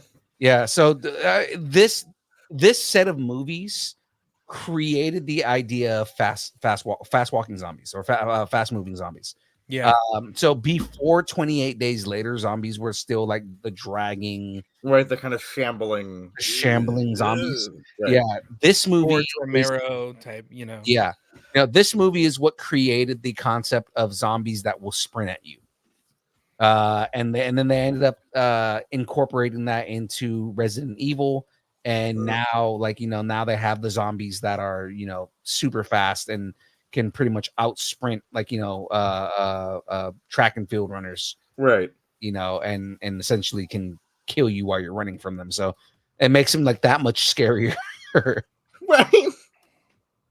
I really loved 28 Days Later. That was one, like, I'm not a big horror guy. Like, I get freaked out, but that was such a good movie and such a good story. Mhm. It hooked me in. And 28 weeks later carried that on, Yeah. because the whole idea is, 28 days after the infection, right? What happened to the world, I think, was just that London was fully infected. 28 weeks later is the entire world, right? Mm. Which means 28 years later is who has survived at this point. Right, exactly. Like it's going to be like a full-on apocalyptic, like, post zombie apocalypse, kind of, if you're a survivor, how have you survived at this point for 28 years? Right. And are you going to be able to stop the zombies Mhm. at Right. this point? Hopefully, and again, like, as sad as it is, if this is going to be the final entry of the series, like, hopefully, like, by the end of the movie, you get a satisfying death for Cillian Murphy. And it's not like, Cillian Murphy just, dying of old age or something like that. Like, I want to see Cillian Murphy surviving an entire movie and then it be like a tragic death where it's like, I have no choice and like going out like a hero. Right. He's dying to save other people or whatever. Right. That's definitely what I want. I definitely want to see what his daughter's been doing for the last 30 years, or, if it's like, his daughter passed away at some point, and now he's the only one still like there. Because I mean, that's kind of like the main the main bond in those movies is Cillian Murphy trying to save his daughter. Yeah. Mhm. If they get him to come back, they're going to have at least 2 movies. At least. Even if the first one bombs, there'll be another one. But I'm into it. Speaking of zombies, hey, Pedro Pascal. Adios, Pedro.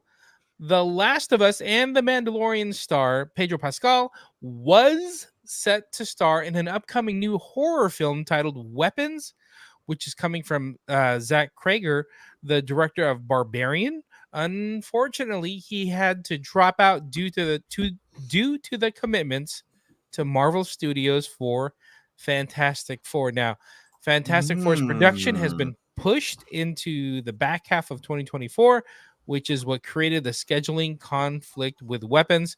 Technically, Marvel has yet to confirm that Pascal has been cast as Reed Richards. It's going to be interesting to see if he is cast as Reed Richards or if he's playing another character. I mean, Reed Richards or Victor Von Doom are probably 2 characters that he would kill it as. We're gonna put him in another mask. Yeah, I know, right? It's perfect for him. It's perfect for him. Right. Or maybe he's playing Galactus. Ooh, that'd be interesting. I don't. Yeah, I heard that one too. I just don't know. Don't know. Galactus just walks up, is about to eat the Earth. This is the way. This is the way. So now, follow your world. now that they announced that he's backed out of that Weapon movie, I think solidified news from Marvel is that yes, Pedro Pascal is going to be our Reed Richards, and then a week later it's like we found our Sue Storm, and a week later it's we found our Ben Grimm, yada yada. Like I think all that will start kind of domino affecting, so it ramps up into production. Right. Let's see. Hopefully we get that within the week, just because like it is kind of like big news. Like this time next week we're talking about an official casting for Pedro Pascal. I'm not gonna say for Reed Richards just because I feel like there's a lot of roles that Pedro Pascal can play, and getting right into Reed Richards is kind of limiting the potential of what he could be playing. Yeah. I get it. Yeah. Okay. All right. Cool. All right. Dust off those pointy ears for your next cosplay. Ooh. Fox. That's weird that I'm saying Fox. Fox is producing an animated series adaptation of the epic fantasy adventure comic series ElfQuest. Huh? ElfQuest. Making a comeback. I'm excited for that. I love the idea of that, not only just because we have a friend that's worked on ElfQuest, but just it's a great series. So the series is created by Wendy and Richard Pinney from Rodney Rothman and Adam Rosenberg's Modern Magic. The series will be written by Susan Hurwitz Arneson, from The Last Amazon, who will also serve as showrunner and executive producer. So they're getting this set up. So Wendy and Richard Pinney said in a statement, ElfQuest couldn't be in better hands. Our collaborators trust the story. We have the highest regard for their previous achievements, and they have our blessing and input.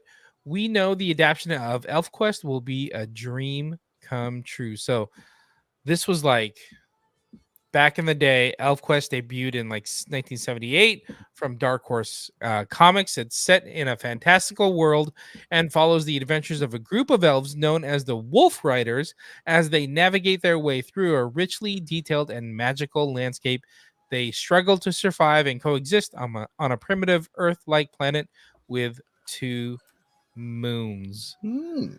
Shadu, were you a ElfQuest reader? You weren't a big. I don't know what this is. Oh wow! This was but it sounds cool. It was super cool back in the day. Yeah, This was like,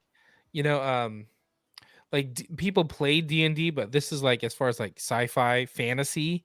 Yeah. Like this was big for back in the day. especially on the comic book level. Yeah. Right. Friend of the show, Brandon McKinney, has written books or has drawn for ElfQuest. Yeah. Ooh, Now Cool. he's working on Harley Quinn Yes. and nice. Kite Man. So Nice. Kite Man. He just posted a sketch of Kite Man. yeah, I saw that. The commission. Yeah, somebody commissioned a Kite Man picture, and it's like it's literally exactly the cartoon. So, I mean, like, you know, he does storyboarding, and he's done a couple of character models for it. So I'm down with this ElfQuest. I'm sure a lot of fans will be down too. You guys into this? Yes. Absolutely, Sure. Yeah. I love the idea of bringing ElfQuest back, Mhm. and doing a show. I mean, like, they're already taking concepts from the 80s, and like now they're starting to get into the more obscure things to kind of like bring back as shows. So I love the idea of them taking something as beloved as ElfQuest and creating a series out of it. And it's one of those Yeah. IPs that could be like sneaked in, kind of like what like what Naseel's doing with all those like kind of smaller IPs like RoboForce and what were some of the other ones like Biker Mice? Biker Mice from Mars, You know? yeah.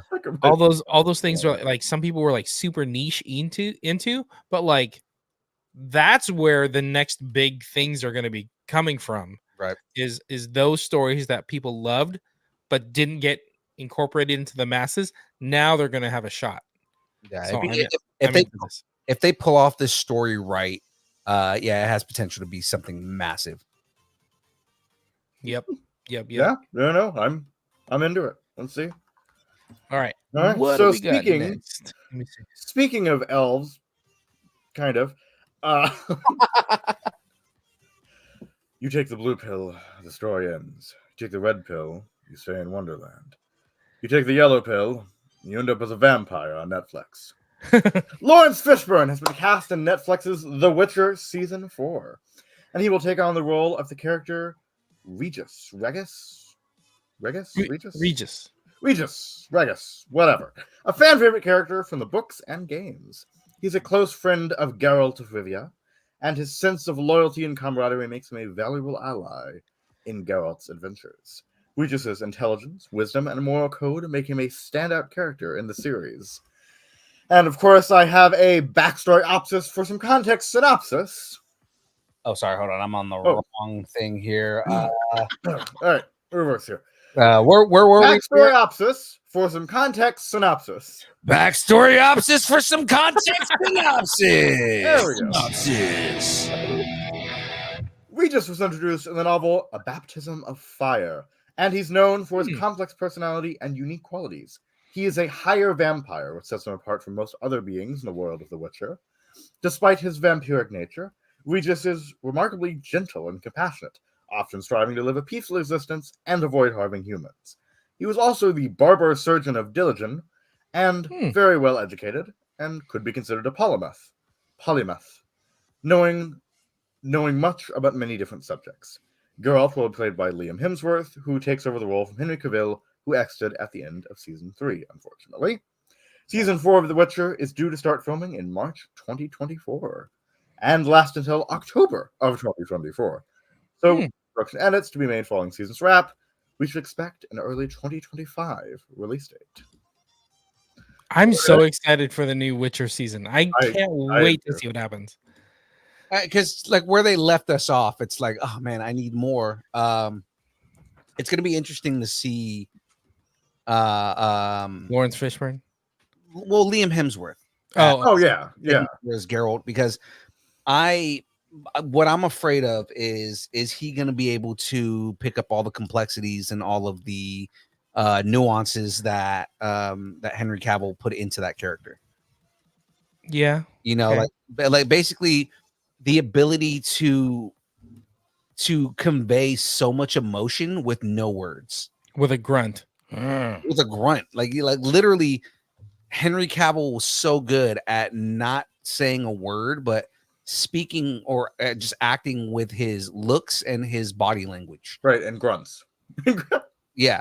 You know, so yeah. So I mean, like, you know, he made like, how do you get a character to grunt, but you know exactly what the fuck he's saying? Right. Like, you know, like, or you know what he's feeling just based on a grunt, right? Yeah, that is a unique skill. Yeah, you know. Yeah, and it's the first season and just the Witcher TV show in general got me into that world. Yeah.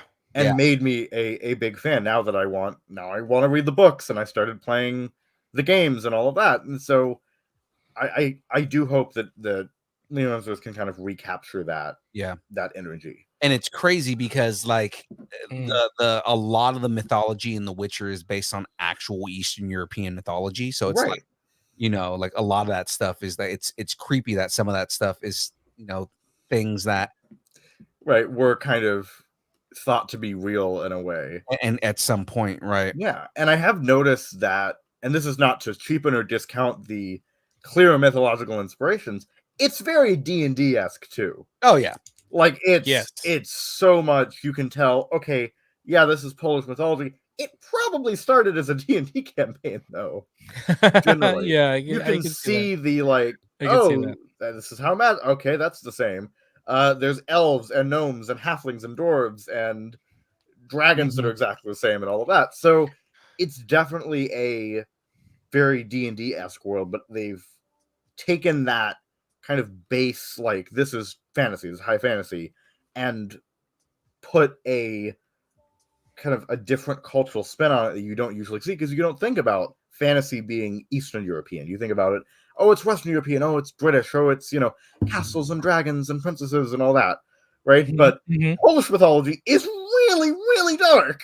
And so it's such a unique take, and I hope that, you know, with all of this, they can, again, continue capturing that and bringing this fascinating culture to so many people in this very accessible way. Yeah, and I mean, like Sapkowski, the guy who wrote the original books, he like a lot of it. I'm sure he was like somebody who was into like that type of fantasy. You know, he's probably more into Tolkien than yeah. There's definitely some shades of Tolkien, but I mean that could be said for D&D as well. So well, that I mean, yeah, that's all that stuff is based on like all of this stuff. D&D. You know, all this kind of like Eastern European stuff, it's all based on like, you know, some of the characters that Tolkien came up with and things like that. The that kind of stuff, because Tolkien was trying to create new British mythology because he felt like there wasn't and so it's more Celtic and like kind of early Christian and all of that too. Right. You know, so like, you know, Tolkien did all that, but Sapkowski, you know, there might be a little bit of incorporation, but a lot of what he did is actually based on a lot of their mythology. So I'm just saying in like general, you know, it feels, I'm not sure how like deep into Polish mythology elves were or gnomes or whatever. You know, I'm sure they were there. It's just I think their depiction is much more flavored by Tolkien and D&D than a lot of Polish mythology, simply because that's more accessible. As I said, it's an accessible way to explore all of this. So. Gotcha. Just coming back to it, I love Lawrence Fishburne. I think he can play this kind of. All right, we're talking about Lawrence Fishburne. Yeah, higher, like elevated, like old character, but still have compassion. I think this is right up his alley. Yeah, so I'm excited for that. I'm excited for him to be a vampire. That sounds awesome. Yeah, right. I'm into it. All right, what do we got next? Well, space, the final frontier. These are the continuing voyages of the USS Enterprise on its search for new life and new civilizations. Boldly go where a lot of people have gone before. A lot of people have gone here before. It's look, There's a lot of people there. There's a lot of people. It's very crowded. Time to boldly go where everyone has gone before. Paramount Pictures is moving forward with a new Star Trek movie, and they've hired a new writer and director to develop it. Toby Haynes from Andor, Sherlock, and Black Mirror fame will direct the movie that is said to expand on the Star Trek universe, specifically the Kelvin timeline, if you're a nerd like me. And Seth Grahame-Smith, who apparently did something with Abraham Lincoln Vampire Hunter. I never saw, but sounds fun. Is going to write the script, with J.J. Abrams producing. So we have the To Boldly Go Opsis, No Synopsis Opsis. To boldly go opsis, no synopsis. Synopsis. Engage. All we know about the film so far is that it's an origin story that takes place decades before the 2009 Star Trek film that rebooted the franchise. So so it is firmly in the Kelvin timeline. It's the same universe as Chris Pine as Kirk and Zachary Quinto as Spock and all of that. But wasn't that already an origin story? How can you be more origin of an origin story? Maybe it's like somehow like early United Earth kind of stuff.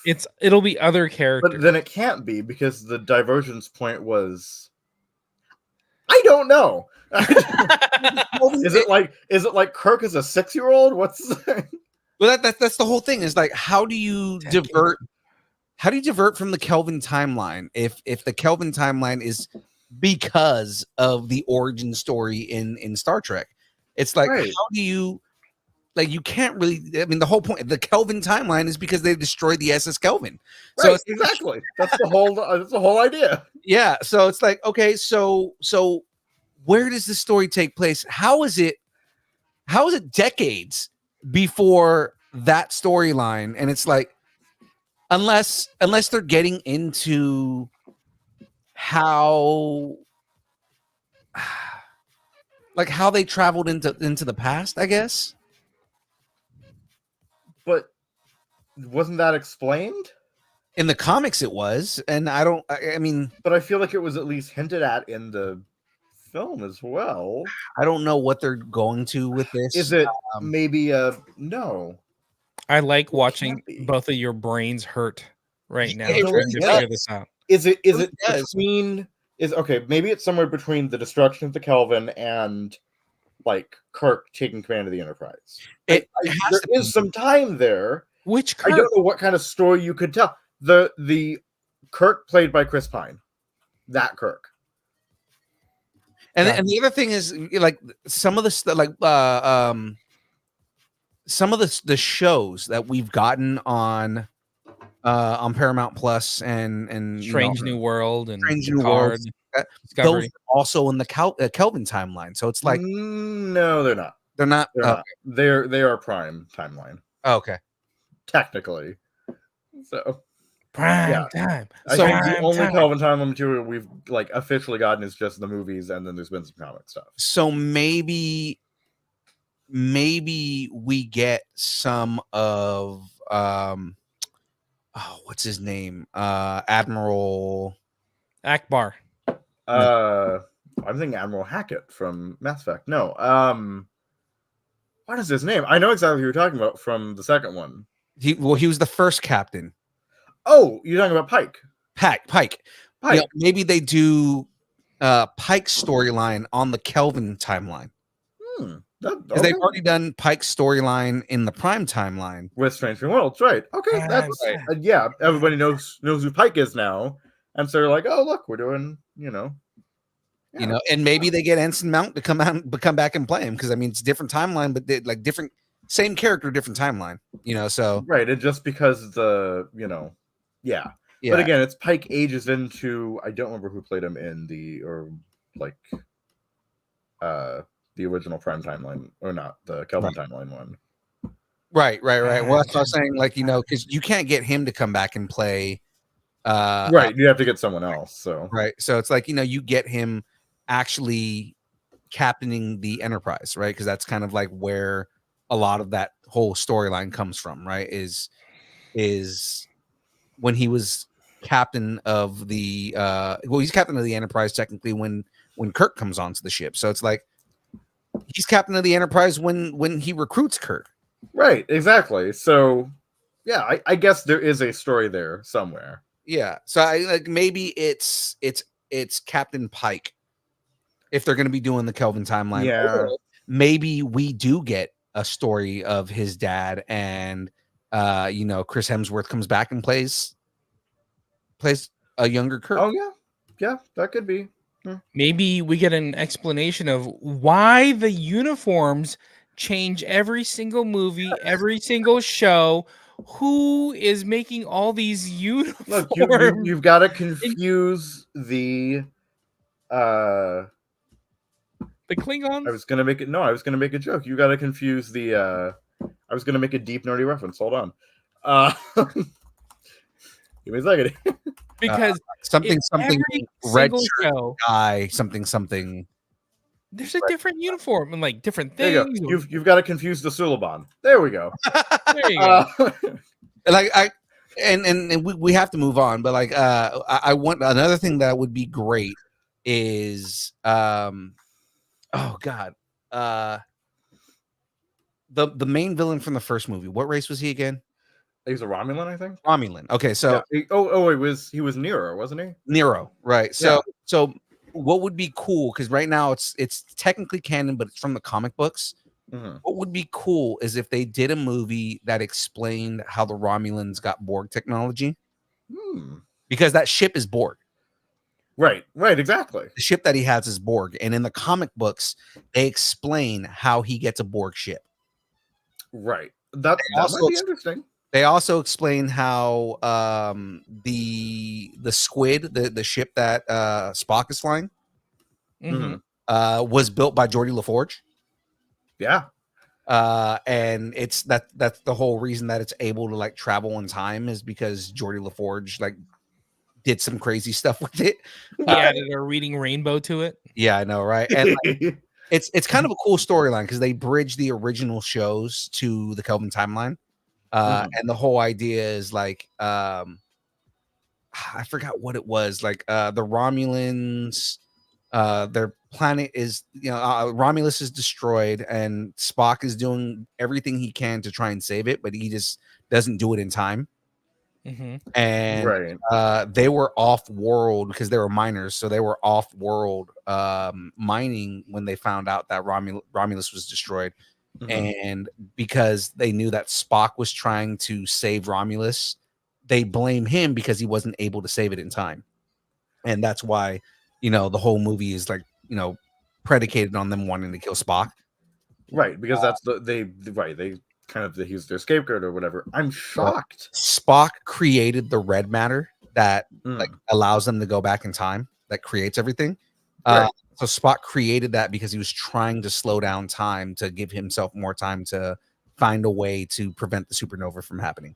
Exactly. And I'm shocked they didn't explore, and that may have been a bit of a tangent there. Shocked they didn't explore that in Picard, since the whole precipice of that was, hey, look, Romulus, got destroyed, that's a good point, and ruined the Star Empire. So yeah, like the whole thing is like once Nero, once he blames Spock, like Spock accidentally goes back in time, and the whole comic book is him trying to find Spock. Gotta go back in time. And so what ends up happening is they try to, because they want to destroy Spock's world, Vulcan. They want to destroy. I'm like doing the sign. They want to destroy Vulcan, like out of revenge. So they link up with the Borg in order to like kind of like make their weapons stronger, and they make this back alley deal with the Borg. Which I don't know how you do that safely, but yeah, they don't, because they like the whole thing was they were supposed to give. I forgot what it was. They were supposed to give the Borg something, and they promised it to them, and before they could give the Borg what they wanted, while chasing Spock goes back in time and they follow him into the wormhole. But the way the wormhole works is that's why like Spock ends up like 6 months. He ends up flying into the Kelvin timeline 6 months before the Romulans do, because they both went in at the same time, but because of the instant, like the couple, like the 1 second of time in between them, it was like 6 months in time going through the wormhole. Right. So like that's basically where you begin with the Star Trek movie, is them coming through the wormhole, and that's why they freak out and say, where's Spock and everything like that, because they don't understand that there was a time jump in between both of them coming through. It was instantaneous to them, but it was like, it was like 5 years of time between Right, exactly. when they both came through on the other side. Yeah. All right. It's a really interesting story. Like I said, the comic, it's a comic book. If you guys want to read more about it, look for it. I'll try and post it in the Nerdings in post, just because I've already. There you go. Yeah. Give me more Star Trek movies. That's what I like. Definitely. I like the Star Trek and movies. I half expected them to have made like a movie based on Discovery or something at this point too. Mm-hmm. Yeah. But we'll see. All right. Speaking of time jumping, maybe we need to thank Loki, the god of stories, for this next news piece. Andor star Diego Luna recently shared an update on the highly anticipated second season. Luna talked to Variety on the red carpet at the Emmys, and when asked about the production, he said, "I have 7 days left to shoot on Andor. The series is close to wrapping production. The series, why did I read Loki? God damn. The series is close to wrapping production. The series was originally supposed to be released sometime this year, but looks more like 2025. Oh, I copy pasted. That's the issue. Anyway, I just realized, I'm like, what is going on here? I'm like, that Loki. I remember writing that Loki joke. That was funny. But not funny this. So funny in a different way. Every 3 episodes in Andor season 2 we'll edit this later. In Andor season 2 will cover 1 year's worth of story. Gilroy explained how the story will play out in the final seasons of the Andor series, saying, "When we come back later, it'll be literally like a Friday, Saturday, Sunday, and then we'll jump a year, and then it'll be like 4 or 5 days, and then we'll jump a year, and then there will be another 4 or 5 days, and then we jump a year and be another 4 or 5 days." So really, like every 3 episodes of Andor will be like a certain event that happens, and then it'll jump a year in the next set of episodes, which I think the season 1 did that too, but they didn't do a good job explaining it. right. So yeah, it was kind of confusing timeline wise. Yeah, I remember watching Andor with my wife, and she's like, "Isn't this all happening a little fast?" I'm like, "Well, every 3 episodes, it's about like a time jump or some time changes." She's like, "Why don't they say that?" I'm like, "Why don't they say that?" Right. Right. Give me a little crawl or something just to let me know. Keep me Right. posted. So Just put a little blue text at the beginning, something, Just have the narrator from Clone Wars, Kinda exactly. be like, I'm done with that. Andor War, is trapped in prison. war, Trapped under the Insidious Empire. Andor is first to work on a Andor mysterious machine of the Emperor's hasn't making. shaved in weeks. Right. So that's kind of cool that we're getting Andor hopefully next year. It was a interesting, very interesting series. It's not my favorite. I know it's a favorite for everybody, a lot of people out there, but it wasn't my favorite bit of Star Wars. But I do like it. I do enjoy it. My top has been Ahsoka so far. So I like followed very closely by Andor, Uh-huh. but it was so different than Yes. the rest of Star Wars. It was much more grounded. It was much totally more- agree, and I give Andor that it was. Just And we might talk about something this new. at some point. I'll talk about it on Saturday or whatever. It is. I feel like Andor to Star Wars is what Echo was to the MCU in a little bit, which I know just came out, so I won't talk too much about it. It gave us a much more grounded. This is, not everyone in this series is, lightsabers and the Force and all of that. It's also, it's just people. It's much darker. Yeah. than that. There's a dark underbelly. Like it gave us the espionage and the rise of a rebellion that, Right. like it's almost like the blueprint of, how to start a rebellion in Star Wars, right? Like it's one of those things where we never had that kind of idea, and or like we had the idea, but like it's something that they tried to do in Rogue One that just needed more context, and Andor gave us that context. It gave us that dark, gritty, starting a rebellion storyline. Right. I like it. Cool.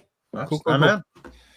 So since James decided to mess up the prompt here, What? let's try this again. Maybe we need to thank Loki, the god of stories, for this next news piece. Oh, okay. Hey. I'm actually really excited about this, so I'm gonna do this, and we have All right, jump into it. So, not long after the Marvel Studios executive said he believed that the Marvel Netflix shows Daredevil, Jessica Jones, Iron Fist, The Punisher, and Luke Cage were all canon to the MCU, Marvel confirmed it. There's a timeline order on Disney Plus for every Marvel Studios production in the Marvel section. This timeline features each canon film and series in the chronological order that they take place in the MCU. Those shows now appear on the list. That's awesome. That's cool. I like that. It's so awesome. I'm so excited for this. So Daredevil and Jessica Jones take place between Guardians of the Galaxy Volume 2 and Avengers Age of Ultron. Luke Cage, Iron Fist, and the Defenders are set between Ant-Man and Captain America Civil War, and The Punisher, which takes place after Spider-Man Homecoming and before Doctor Strange. Oh, wow. Yeah, so I mean, it's kind of jumping around, but I mean, like, with all of that, remember that the Netflix shows, when they came on, they immediately said these are not canon. It's going to be a different thing. With Daredevil, they said that they were trying to do a whole new storyline. I think what ended up happening is they realized when they went to go and rewrite this show that we're about to go and reinvent the wheel. And they were like, we don't need to do that. If we just took everything that was in the Netflix shows, good or bad, we have entire storylines that we can just go right off of, and they can do, like, Born Again, which is technically was supposed to be the next series, like the next show that they were going to focus on in Daredevil anyways. The next comic series was going to be Born Again anyways. So it's just kind of like they led into it at the end of season 3. So it's like it makes sense that you take characters that already are there, which again, the other big news that we got was that Foggy and what's her name? Who's the other character? Karen? What's her name? Karen. That Foggy and Karen, the actors who played them, are coming back.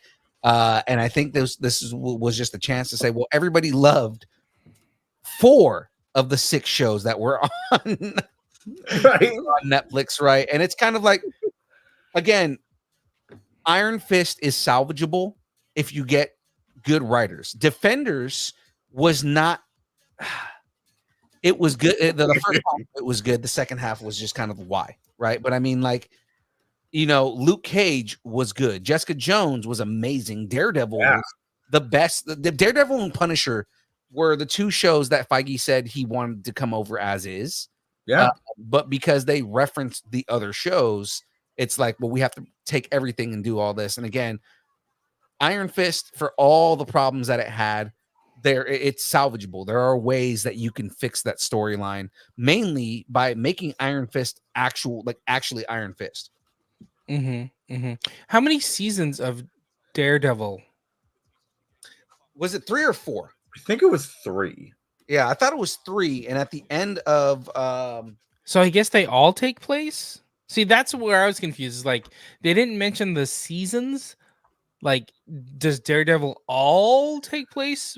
Right, like it's the entirety of Daredevil. It's the entirety of Jessica Jones, Yeah, between Guardians 2 and Age of Ultron.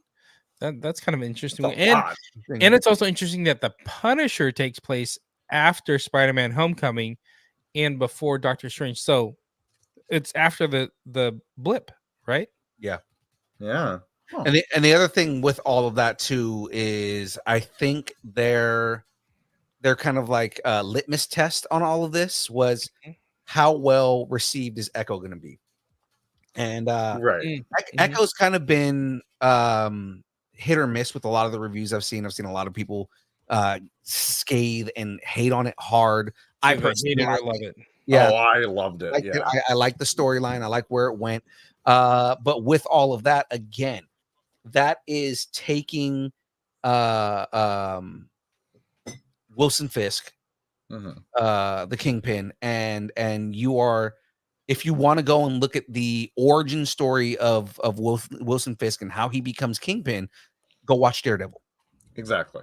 Right. And now you get this ruthless, and they made references in Echo to it too. Like there's literally how he, how he became Kingpin, like how he killed his father with a hammer. Right.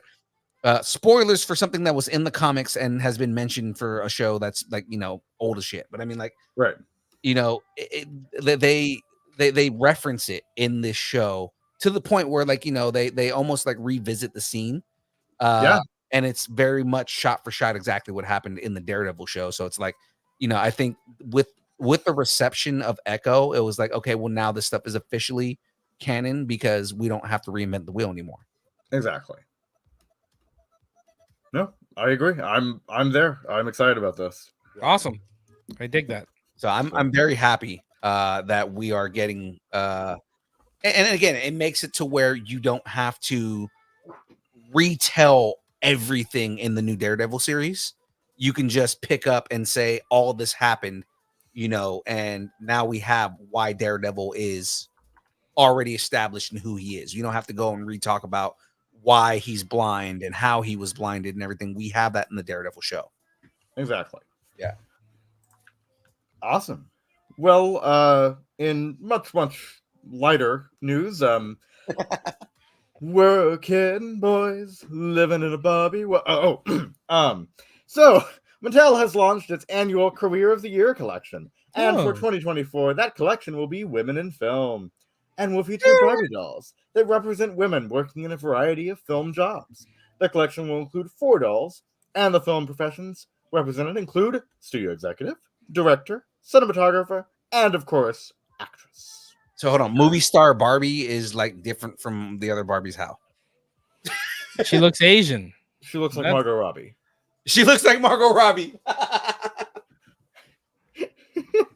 No, wait, hold on, let me see. There's studio executive, director, cinematographer, and movie star. Okay. Studio executive. Everyone's gonna want studio executive Barbie. I know. Some kid's gonna get that like for their birthday or like under their Christmas tree, and they're gonna be like, "What? Studio executive? Mom, what are you trying to tell me?" Mattel explained this collection was inspired by the success of Greta Gerwig's Barbie movie, saying there couldn't be a more opportune moment to honor women in film and spotlight the unlimited possibilities that are available to young girls in the entertainment industry. Will Ferrell. No. The Women in Film collection dolls, the Women in Film doll collection joined more than 250 Barbie profession dolls released by Mattel. Last year, the Barbie Career Collection involved women in sports and featured a general manager, coach, referee, and sports reporter, all from Ted Lasso, of course. They do make Ted Lasso Barbies. That's pretty funny. Which you should buy for your mother for her birthday. That's whenever good. That is. You 100% need to get her birthday is 9 days after mine. So you are getting Ted Lasso Barbies for your mom, right? There you go. If I have enough money. That's cool. I dig that. I actually read this earlier and I sent it to Bex over from Sack Geeks, and she's part of the film industry, worked in a few different films down there, and she was like, "Oh my god, that's so amazing!" So that's cool that No, that's awesome. Yeah, that's awesome, and it is very relevant as well. With Barbie has this new surge in popularity and all of that. Mm-hmm. So and it is all film related and perfect for Greta Gerwig. Exactly. Now we just need irrepressible thoughts of death, Barbie.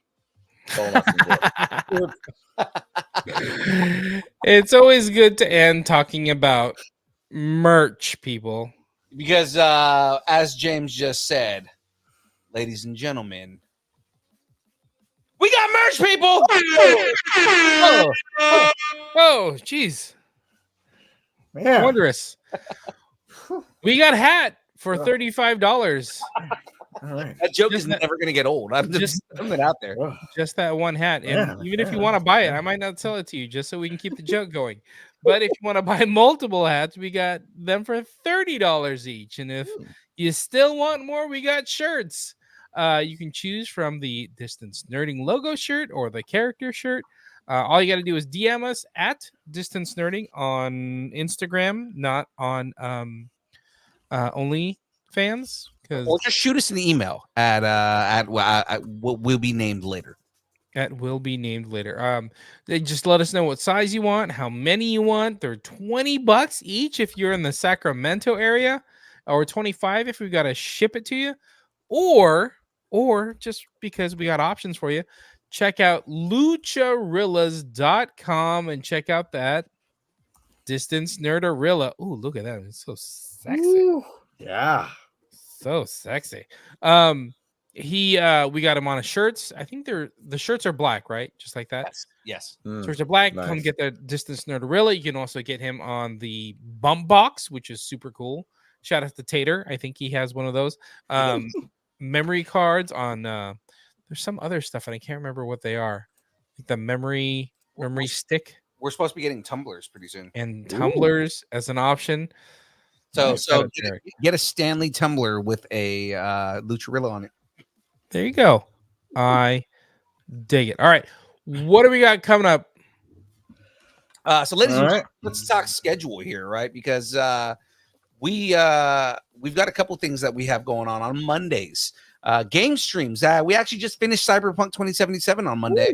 So that storyline is done. Didn't we finish that like months ago? Well, yes, but we had a expansion that came out. Right, there was a DLC. So Yeah, so we just finished that storyline, and now we are finishing. We should be finished this Monday on Assassin's Creed. Nice, we're getting towards the end game of that, and then If you enjoy watching young Phil rob innocent people in video games, go watch. if him you play enjoy Assassin's Creed. young Phil murdering a homeless man just because he can, no, just to see if he can. I do rob a lot of people in Assassin's Creed just because that's how you get a lot of that's how you get like tokens that you can use to like like hire mercenaries. I and know. stuff. You're just trying to justify your crimes. I get it. Those poor people just walking through the streets. But yeah, so we'll be probably finishing Assassin's Creed this Monday, and we'll get into the ending of the Call of Duty storyline, Nice. and then yeah, we'll I've got a couple other games that I want to start playing. I actually want to revisit Shadows of Mordor. Oh, okay, cool. Nice. And revisit the Nemesis engine and all that kind of stuff, and then do Shadow of War after that. So because I own both games, so we'll be able to kind of knock those out. And then also, I didn't realize it, but we reported on the RoboCop game a while back. That came out, so that might have to be another game that I have to jump into, the Rogue City. Nice. So you get to like walk around as RoboCop. I wonder if he's like slow as shit, like he is in the It's just like open gotta world be. It's RoboCop, and you're just RoboCop. walking down the street like walking, and it's just like resistance is futile. Stop running. Oh my I goodness. will shoot you in. Okay, that's Sorry. we're getting into. I am the law. Wait, sorry, that's wrong franchise. I am the law. So with that being said, ladies and gentlemen, on Tuesdays, the show you're watching right now, the download from 6:30 to 8:30. In this case, we're actually close to getting off on time, but Almost. 6:30 to 8:30, and then on I love getting off on time. I know, right? Doesn't On happen often. Thursdays, on Thursdays, the build this week. We are welcoming on Diwata Comics. Oh, nice. So we I know for a fact that that Mark Nasal is coming on. I don't know if Joe Osiaga is going to come on with him too. But we'll have representatives from Diwata Comics, and that's going to be fun just because they are an amazing Filipino American storyteller group that we're going to get into some Filipino American comics, and they're just telling stories about Filipino like legends and stories in the modern age. It's really cool. That's awesome. Cool. I will definitely tune in for that. Over the next couple of months, we've got a couple of different people who are representatives of the Halo Halo group. Nice. Be coming on. So, and they're connected, but not connected, but kind of connected to Lawrence and stuff from Lumpia. Yeah, they technically the Lumpia comics are a part of Halo Halo. Ooh. Okay. Cool. Which we're gonna be having another member of Lumpia on next month. So nice. Yeah. Another Lumpia session. I like that. Yeah, hell yeah. Now you know what? You know what we got to do is we have to eat lumpia while we're interviewing about lumpia. I like. I'm there. Does anybody else have lumpia in their freezer as we speak? Because no, but I mean, I'll happily get some though. It's really good. So. It's not hard for me to get some. I mean, dude, we're not far from the Bay Area, so I mean, but Bay Area, there's 2 Phil-Am stores in your neighborhood, yo. You're right. And then so February 22nd, Patricio Ginalesa is going to be on, who is the director of the of both Lumpia movies. Sweet. Nice. That's awesome. Right. That's awesome. So we're gonna have him on, and then let's see, Dasig is another Filipino comic book group. They're gonna be on March 7th. So we're gonna be having a Halo Halo coming on and just talking about Filipino heritage and Filipino Americans writing stories in comics. Awesome, dude. Awesome. I think that's awesome that you have all these Filipino artists and creators coming on. Mm-hmm. You know, it'd be kind of fun. Let's have them on again, but like during Filipino American Heritage Month. That would be awesome. I'm down. And then we just start theming things, like. What's great is Halo Halo has 4 main comic book creators that are up that, right? So for Filipino Heritage Month, we got 4 weeks in the month, right? I've got 4 comic book creators. Ooh, each week we've got different groups from Halo Halo representing. Nice. All right. Then we can do the same thing with Latin American Heritage Month, and then whatever Pride Month, and I like that. I'm smart. No, that's great. Let's do it. Yeah, way smarter than anybody gives me credit for. Thank you very much. Yeah. All right, have something. Actually, before you have something, Shadu, where can we find you? I am SSU Studios here on YouTube and on Instagram. I do short films, music, and other nerdy stuff. I am also on Phrase Channel. We have a little series called Classified, where we take your favorite pop culture characters and place them into their respective D&D classes. We also have a companion series called Jonah's Classes, where we go through each of the D&D classes and their subclasses. Both of those series are currently on a hiatus for a little while, just as we're kind of figuring out the next season of Classified. Yet there should be sometime soon another Jonah's Classes coming out, probably sometime this weekend, but we'll see. I'm also in the Distance Learning Sphere, as you can see. I'm on the Download on Tuesdays, very sure you're watching now. The Build on Thursdays, and I'm on Kaiba Cave Productions for the Saturday Morning No Doubt, and now for The New Order. Yeah. Awesome. That's great. All right. Now, if you have something you want to discuss, tell us what you're nerding out on, and make sure to let us know in the Facebook group, The Distance Nerdington Post. Hey, guys, out there, everybody, hey, check it out. If you want to support Distance Nerding, the best way possibly that you can, all you got to do is head over to distancenerding.com and hit that buy us a taco button. Because, guys, you can join the taco party. Buy us some tacos. There we go. There you go. And join the taco party, ladies and gentlemen. It's the best way to support us. It makes it so we can go to more shows. We can do more prizes, more things. It's been a while. I need to start giving away some prizes pretty soon. And outside of that, again, if you want to support us in other ways, follow us on Twitch and subscribe. Because once we get to 10 subscribers on Twitch, I'm going to be giving away a $50 Bat Cycle Lego kit.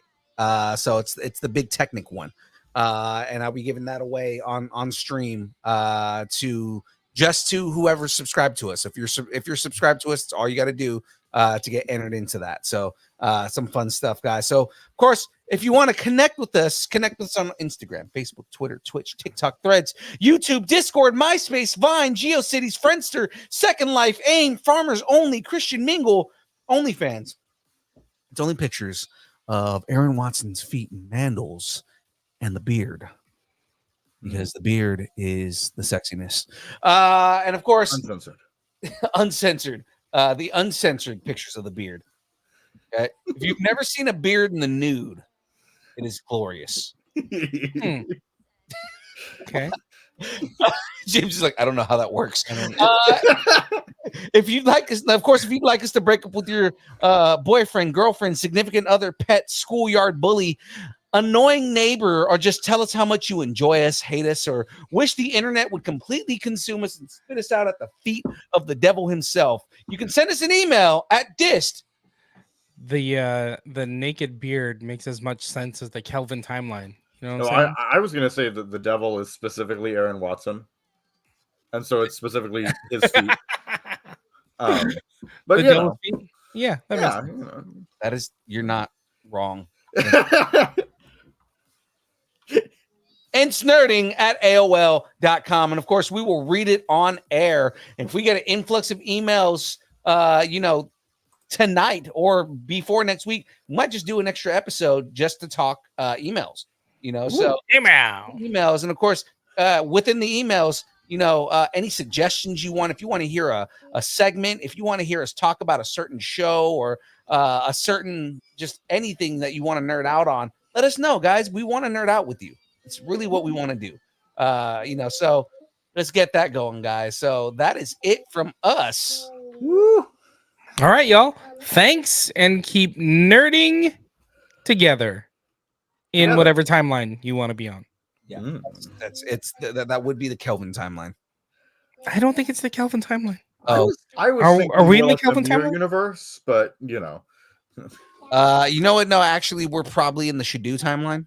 So. Yeah, there you go. That makes more sense. Exactly. Well, ladies and gentlemen, it's dance party time. Let's get it.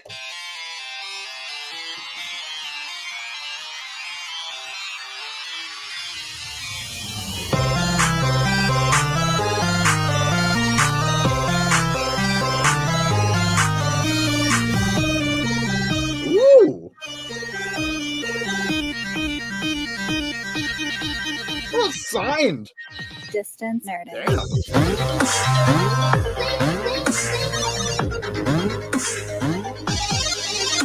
I am Iron Man.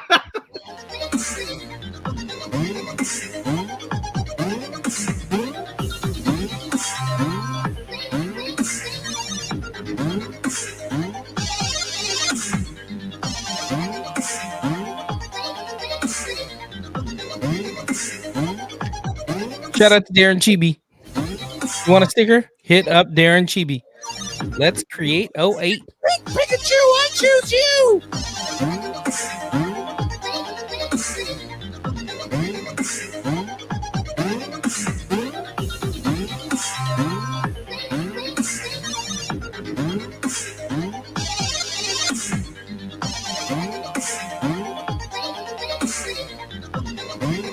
Pikachu, I choose Thunder Smash. Pika, Pika. We'll see everybody on Thursday. Pika.